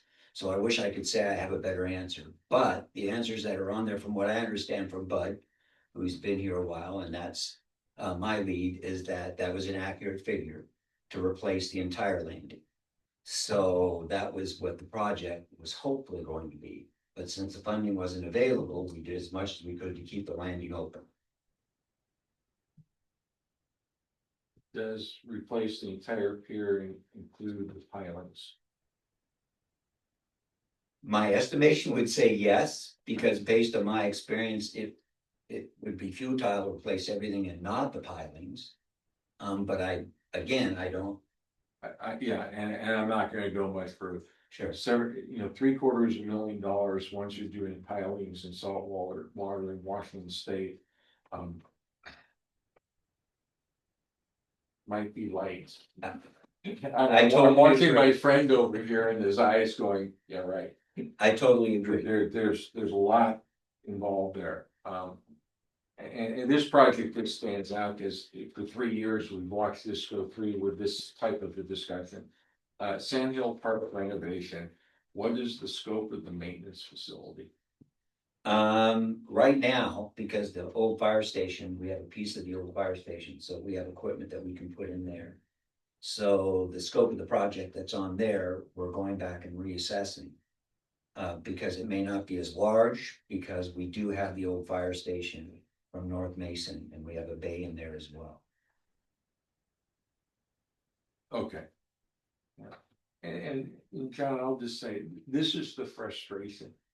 Because, 2 years ago, the same question, it said maintenance facility included, a synthetic football field and a variety of other things that were somewhere around 5 million.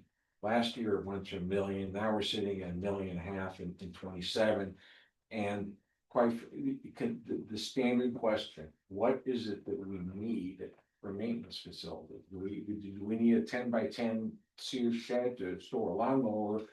Do we need a 3,000 square foot high bay with a crane and a pit so we can do maintenance on the backhoe? I don't know.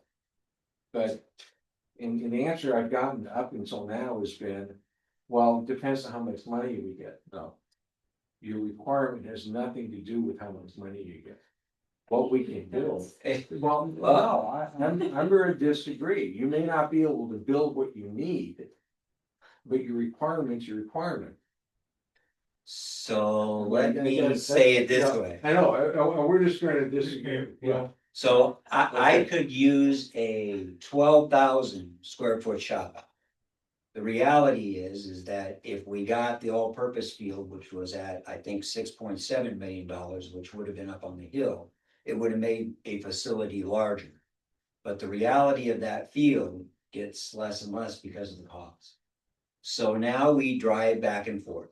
We can store things up there, but the reality is we still need that equipment to move it around to the other parks, because we have over 20 parks to move that equipment around in. So yes, if I had money, I would buy equipment and I would put it everywhere and we wouldn't have that issue. But the reality is that doesn't exist. And then we have maintenance still on all that extra equipment, so pick your poison. Well, yeah. No, I get back to having to do a depreciation schedule because we have equipment that breaks down and it's not programmed. So doing a depreciation schedule gives us a better idea of how we can manage our money and help the commission understand when we need new equipment sooner. So it's being able to find those things, and yes, money doesn't answer everything, but what it does do is give us yes, it absolutely does. Because right now, we only have a certain amount of staff, we're moving them around, and I must say they're doing an excellent job in what they're doing, because we have very little, if any, complaints on the shape of the parks and how the equipment is going, so. On Walker Park, last year, 1.188 million was approved. I see 26 were asking the same number. It looks like we did somewhere less than $500,000 worth of work in here. Is the 1188? I'm assuming we have a continuation project, but because we're in a 1-year budget cycle, we're asking for money again in 26, simply to continue the efforts under 25. Yes, and I will have a better grasp on that when I get the project sheet. Yeah, okay. So I'll know exactly what that scope is, because right now I'm looking at what you do, which is a spreadsheet. Yeah. That's got very little information on there, so I'm not being here at the time. So you see our frustration. Oh, no, I totally understand. No, I get that. John, I'm not attacking you, but feel free to attack back. No. A polite, professional give and take is good, okay? And that's what I mean by attack. We're not going to be unprofessional. But what I think would be more helpful to the citizens, to the PAC, and to our BOCC is if we really did, let's just say, $400,000 worth of work. Sure. And we need approximately 1,200, then we ought to ask for approval, a budgetary approval of 800 going to 26, which then frees up 400K to go stick somewhere else. Sure. Okay, and that's why I'm asking the question. No, and I appreciate that. One of the other challenges I see that I'm running into, and I can't speak for other departments, is that I'm building a spreadsheet that doesn't exist, and I don't know what information you folks want. Yeah. So the reality is I'm guessing that, and traditionally, I'm hoping I get everything on there that you want, but I don't know. Because usually, from my experience, we have the project worksheet that folds into the spreadsheet that then supports the data that's on the sheet, and we don't have any of that. So all we have is the spreadsheet. Yeah, and as I've talked with folks over the last couple of years. Yes. What spreadsheet are you? Well, I mean, this is kind of a collection of it, correct?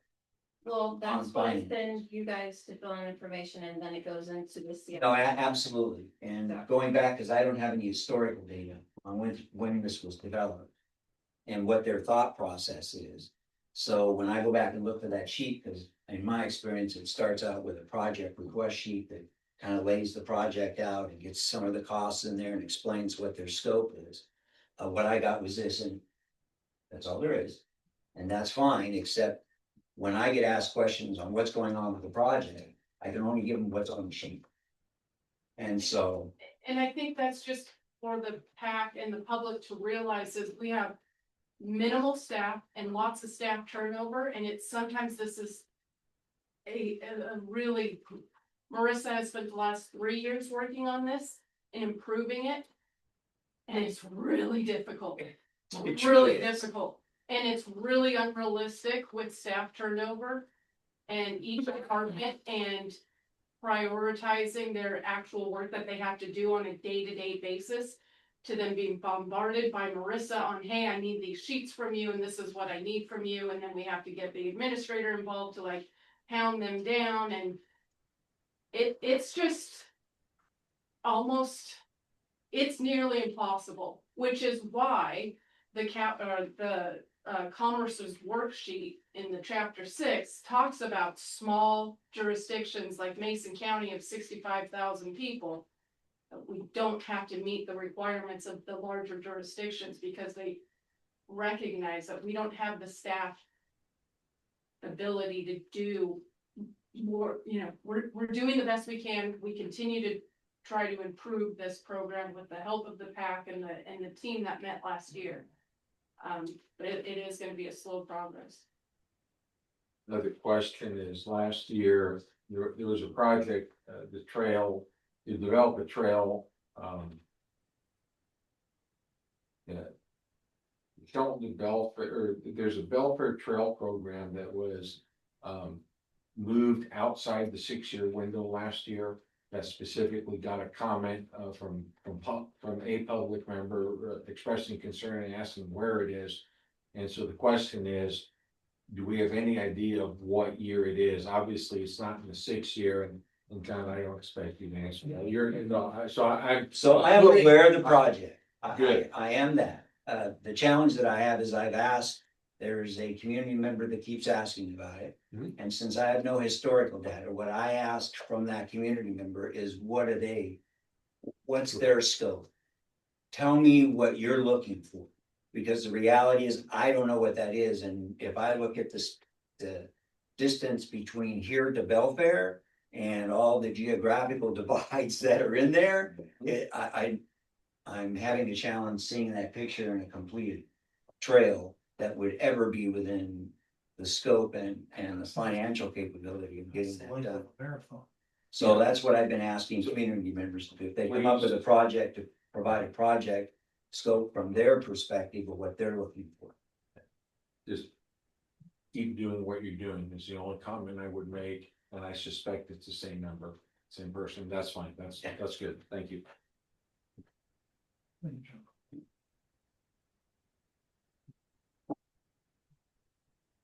All right, that's all my questions. All right, Mike, Randy, Isaiah, anything come up? No, I'm good. Echo, Bob? No, All right, with that, we'll move on to public comment with regards to the CIP. So if you has a comment, Mr. Acton is already there, so. I got a comment, Jacob, I love it. Long sleeve, white button down, blue jeans and black suits. Yeah, I'm not. I'm gonna say it, I recognize that, you're the same Taylor. Hello, I'm Jacob Ackley, and what I was gonna comment on is I would like to see more done with county parks, but I also have been hearing the budget things and I understand that could limit things. So I'll just say what I wanna see. I would like to see at some point more parks based around water, especially. As last summer, I was trying to find lakes and there wasn't really any lakes for swimming. There was lakes for fishing, but you don't swim where people are fishing for obvious reasons, and last spring I was wanting to do something that day, so I decided to explore 2 county parks. The first park was near me in the north part of Arcadia. And there wasn't a lot there. It was a little sound park, a little rundown. They used a little more improvement. And the other one I went to was a place called Sunset Bluff County Park in Agate. And there was nothing there really. It was just kind of like a bathroom, and it was just a 20-minute drive to like nothing. And I was really disappointed, and I'd really like to see more done just to make our parks like fun, usable, all ages can enjoy it. There's walking for people, and I understand that may not be possible right this second, but I'd love to see a plan to encourage the county to make that happen when we do have the funds. Okay. Thank you for getting that. Thank you, David. Anyone else in the room? Yes, sir. Mr. Ramirez. Lay it on us. Hey, my name is Alan Ramirez. I live in Shelton. I'm really only here to say one thing, which is that I think when it comes to all the budget stuff, I think something that I haven't really seen been explored yet is a possibility of so like we have a trail here in Shelton that takes you from the library up to like the hospital, and that one, from what I've heard, is being maintained by Choice High School. So for things like large projects like that one trail project, why not try to do some community outsourcing so that maybe instead of like paying people a lot of money, and again, I don't really know the legality of all of it because I'm not a lawyer, I'm just a high school student. Yet, exactly. But trying to round up the community to be like, hey, why don't we all come together and help build this thing? That way it's a lot easier on the county when it comes to the budget, because I imagine people would probably have their own shovels, their own chainsaws, trimmers, whatever. We're a pretty rural county, so people have a lot of that kind of stuff. And the people that live there probably know what would make it look really nice for them, because the trail is for them. So just kinda here to say that. And I mean, yeah, you have at least one project-based school in Mason County, Cedar High School. So yeah. All right. Thank you, Mr. Ramirez. Anyone else have a comment to make in the room? Does anyone on TV, on the screen, have anything, any comments to make? Yes, Ken. Hi, it's appropriate time to comment. Yes, sir. Okay, thank you, commissioners. I've lived in Belfair for 6 decades and served on the planning commission for a while. And I started to mention that I saw that June 25th letter and from the Department of Ecology. And all 3 of the Board of County Commissioners received that letter almost a month ago. And I'm a little disappointed that it took a citizen to do a public records request for that. It appears there's a bit of some transparency issues. There are some ongoing issues of neglect and violating permit conditions up there. And I now understand that the plant manager is leaving. On the other hand, I'm excited to see in the staff report highlights tonight the ongoing discussions with the city of Bremerton regarding the sewer improvements and extension, including servicing a portion of the Puget Sound Industrial Center. I know Mayor Wheeler of Bremerton, and I believe he and his staff are supportive, and they want to help Belfair, not hurt it. The idea of servicing the Puget Sound Industrial Center was an alternative back in 2009, 16 years ago, in the original environmental impact statement. That alternative was dropped for lack of a timely memorandum of agreement between Belfair and Bremerton. I think we've had enough time. It's time to make that work, and I think it'll be a great improvement. Thank you very much, folks. Thank you, Ken. Anyone else in Zoom space with a public comment regarding the CIP? Seeing none, I'll turn back to the room. Seeing none, I close public comment. All right. PAC discussion.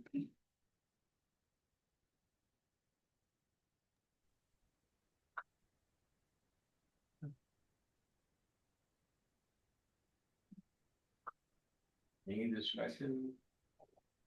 Mike, Randy, Isaiah? So we're being asked to make a decision tonight, whether or not to pass this on to the board. Is, is the sewer project with Bremerton, is that baked into this already? Seems like maybe we're approving something that, as far as I know, they have not decided yet. I have not decided, but it's on, it was listed in case it does happen. There's also discussions from Public Works Director, you know, if we don't have an agreement with Bremerton and Commerce, that we'll need to look at different funding sources to make an extension happen. But it's on the list because it's a potential, but it's not for sure, no. Randy, I've struggled with the project because of there's been a lot of statements in the paper, there's been a lot of public comments over the last year in different areas, and I have questions, but for that individual project, I supported the SIP for one reason, and that is the Board of County Commissioners has supported it for the past 2 years. You know, so the CIP, as it came from staff through PAC, public review, comment, etc., and then as presented to the Board of Commissioners, they've approved the SIP, whatever, 24 to 29, 25 to 30, and now this one's being proposed, and this project has consistently been there. That's the only reason I say, I don't think we need it. I think we need to stay way away from where the extension is good, bad. That is a discussion for the commissioners, period. Okay, our focus is, you know, our public works has said, this is required work to make this work done. And, you know, we just sit back and we say, is this appropriate for the type of work being done? And then I personally look at the actions of our BOCC for the past 2 years with his support. So this project has already been baked into the SIP. Going back 2 years, is that what I'm hearing? What I'm hearing, it's been on for 2 years. What and approved by the Board of Commissioners in the SIP. What was expensed to do the work, that is what work was actually accomplished, I don't know. Maybe the budget was approved, but then no work was actually done for whatever reason. Again, that's beyond the scope of our discussion, as I think that's beyond our scope. Yeah. And but for that one, yeah, and then Board of Commissioners need to make a call. Yeah, It sounds like, as Marissa said, there's some checks and balances, so should the decision be yes, then they go down one road, if the decision is no, another, if it's postponed, another, but it's not just a turn on a water spigot of funds. yeah, I'm not making an argument one way or the other on the merits of it. I was a little, yeah, just a little uncomfortable passing something through that isn't total, but sounds like you're saying, yeah, we'll pass it through. You've approved it the last couple of years. Apparently this is something that has to be in the SIP in order for them to move forward, should the commissioners decide to go forward. Is that a true statement? So, remember, we put things in the SIPs. A major reason why we put it in SIP, yes, it supports the decision of our BOCC, but we also put those in there because it opens us to getting state funding, or we get more points for having these projects in the CIP that opens like notice it says the funding, it says Bremerton, but it also says Department of Commerce. So this opens us to being more eligible for funding from different agencies. So that even though the project, you know, it might get to the BOC, it might have more discussion, it may not work out for 2026. We have the project in there just in case it does. So we have the opportunity to apply for that funding and have a better chance of getting it. Okay, got it. Thanks for clarifying all that for me.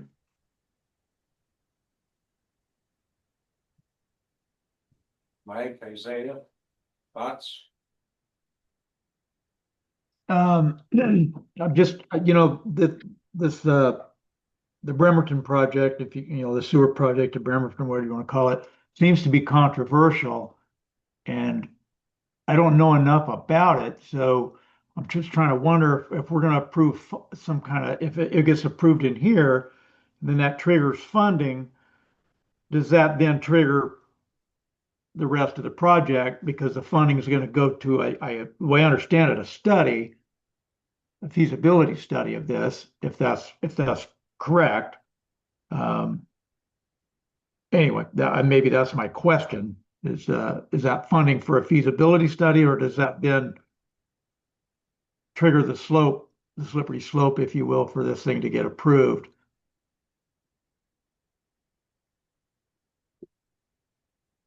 That's my question. Yeah. Well, okay, I'm gonna answer that one. This is Kel Rowan. No, approving this or recommending approval of this SIP does not trigger funding, but it allows the opportunity for the county, mainly the Board of County Commissioners, to pursue funding from whatever sources, including our own sources, if they choose to do so. But this in and of itself does not automatically trigger and mean that decision is made at all. It's just if the Board of County Commissioners decide to follow through on that project and it's not in the SIP, they likely will not get state grant funding for it because it's not shown as a priority in their capital improvement plan. And that's what the large part of the comprehensive plan overall, and especially your transportation element and your capital facilities element, is it shows grant funders at the state and federal level that you are prioritizing projects over the bajillion projects that, we can have endless number of parks, endless number of really awesome roads, high-speed rail, on and on and on and on and on. But you can't. There's only a limited source, so you have to funnel down to your priority projects. And this is what the capital improvement plan does. Okay. Something that might concern me, should we pass this through tonight, someone arguing for the Bremerton extension, and I'm not commenting one way or the other on the merits, but suppose somebody's arguing for it. I hope nobody says, well, the PAC is for this specific project because they put it in the SIP. No, all we're doing is, should the commissioners approve this, we give them more ability to make it happen. We're not saying we necessarily approve the specific thing ourselves. That's the commissioner's decision. We just give them some ability to do things should they approve it.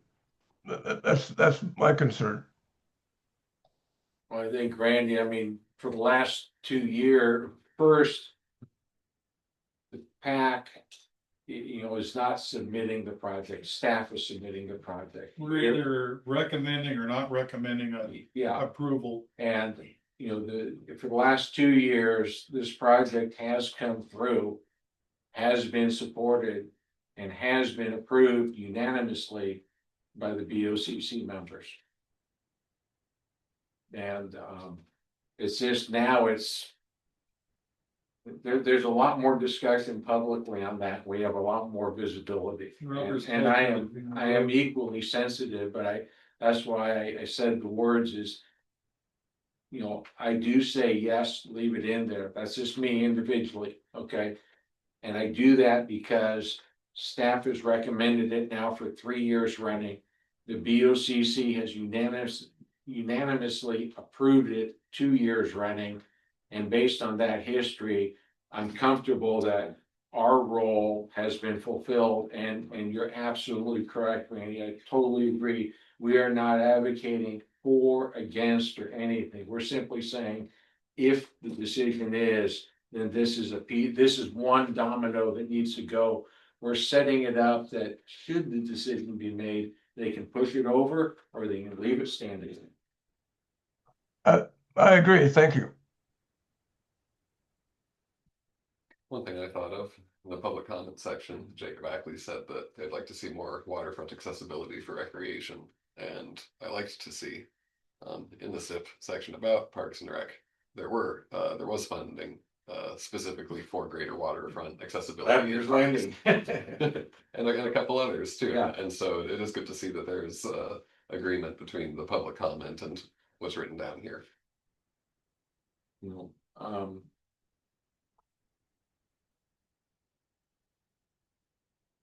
I guess it's how the county wants to manage it. I would consider lump summing a lot of the county and admin buildings. I don't necessarily see that the breakout by building. It's more, if there's value to obtain, you know, state or federal funding, outside funding from the county to break it out by building, fine.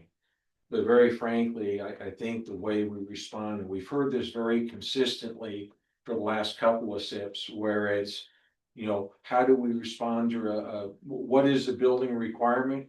Well, when it breaks, I'll tell you. Mm-hmm. You know, and that's how we've been really, you know, we heard our county administrator a year ago say, you know, we run things to failure and then we repair it at that time or replace it at that time. So I'm more in it, this becomes a pot of operational monies as opposed to individual line item projects. I would like to see the Community Justice Center. Does the SIP go through, has the SIP gone through the departments already? They were Okay. provided.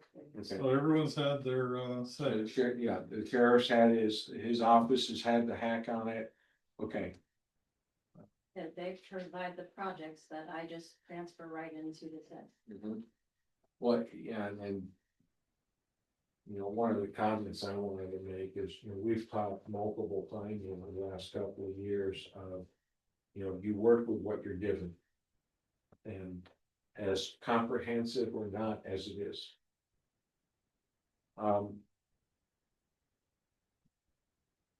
I personally, I think Sand Hill Park and Latimer's Landing, I understand they're in the 26 program. I don't think we know what we're doing on either one of those projects. We might be, the county might be wiser to put some money off to this, you know, 25, 50K, maybe a little more for Latimer's because of some of the preliminary engineering work. Really figure out what the need is. You know, how extensive is that repair? How many piers in salt water and what type of piers are they? And that's a whole nother detailed discussion we won't do. As opposed to funding, you know, $750,000 for Latimer's Landing that may not be executable, not because there's not requirement, but you just can't get between A and B in 12 months on a saltwater project repairs. And that day away, you know, if it's only 50K to do the, you know, some of the prelim work, you leave 700K for something else.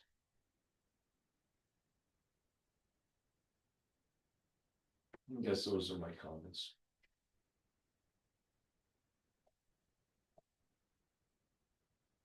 So where does the group want to go? Yeah, if there's no further discussion, we need to have a motion. Yes, we do. What I have, where do you want to go? All right, well.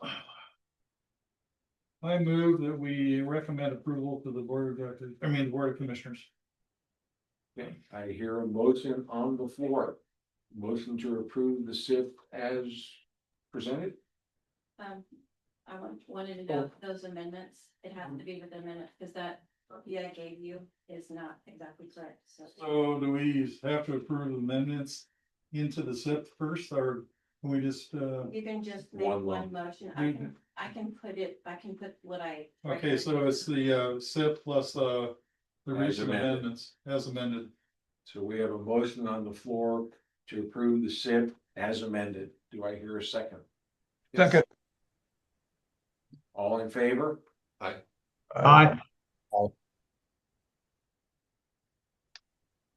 Randy, Mike, and Isaiah, you're all ayes? Aye. Good. Aye. Motion passes. Thank you, Randy.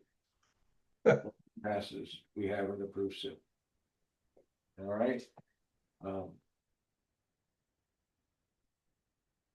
That takes us to the, all right. Do I hear another motion? All right, It's his turn. This would be to adjourn. Well, I'd like to So vote Echo moves to adjourn. Do I hear a second? for it. All in favor to adjourn? Aye. Aye. We have three. We're adjourned. I think it's. Thank you. Yeah.